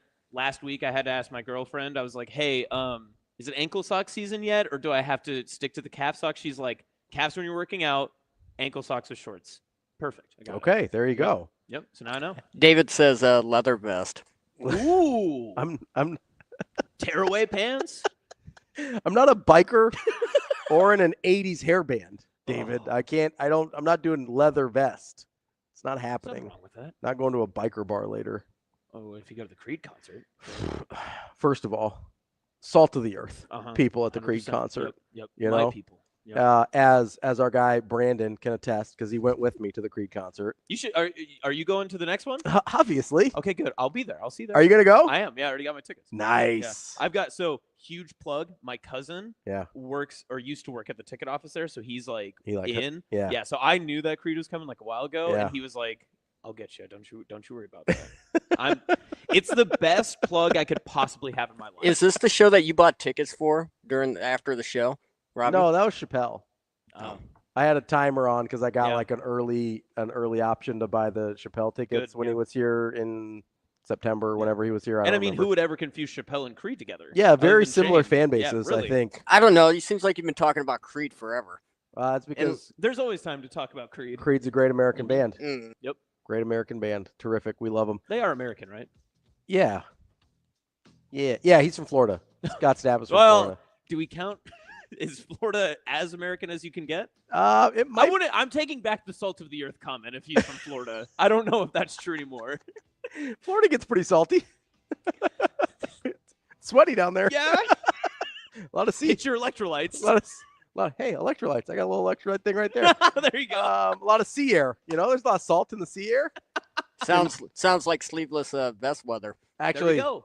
Scott Stapp probably would wear a sleeveless vest. The It- fans do not, though. Right. I can attest to that. One last thing. Yeah. When you wear the assless chaps and the leather vest for your business meeting in late July, Yeah. bolo tie, Yeah, I look like a bolo tie guy. I think that's snapback hat that's too on the- top.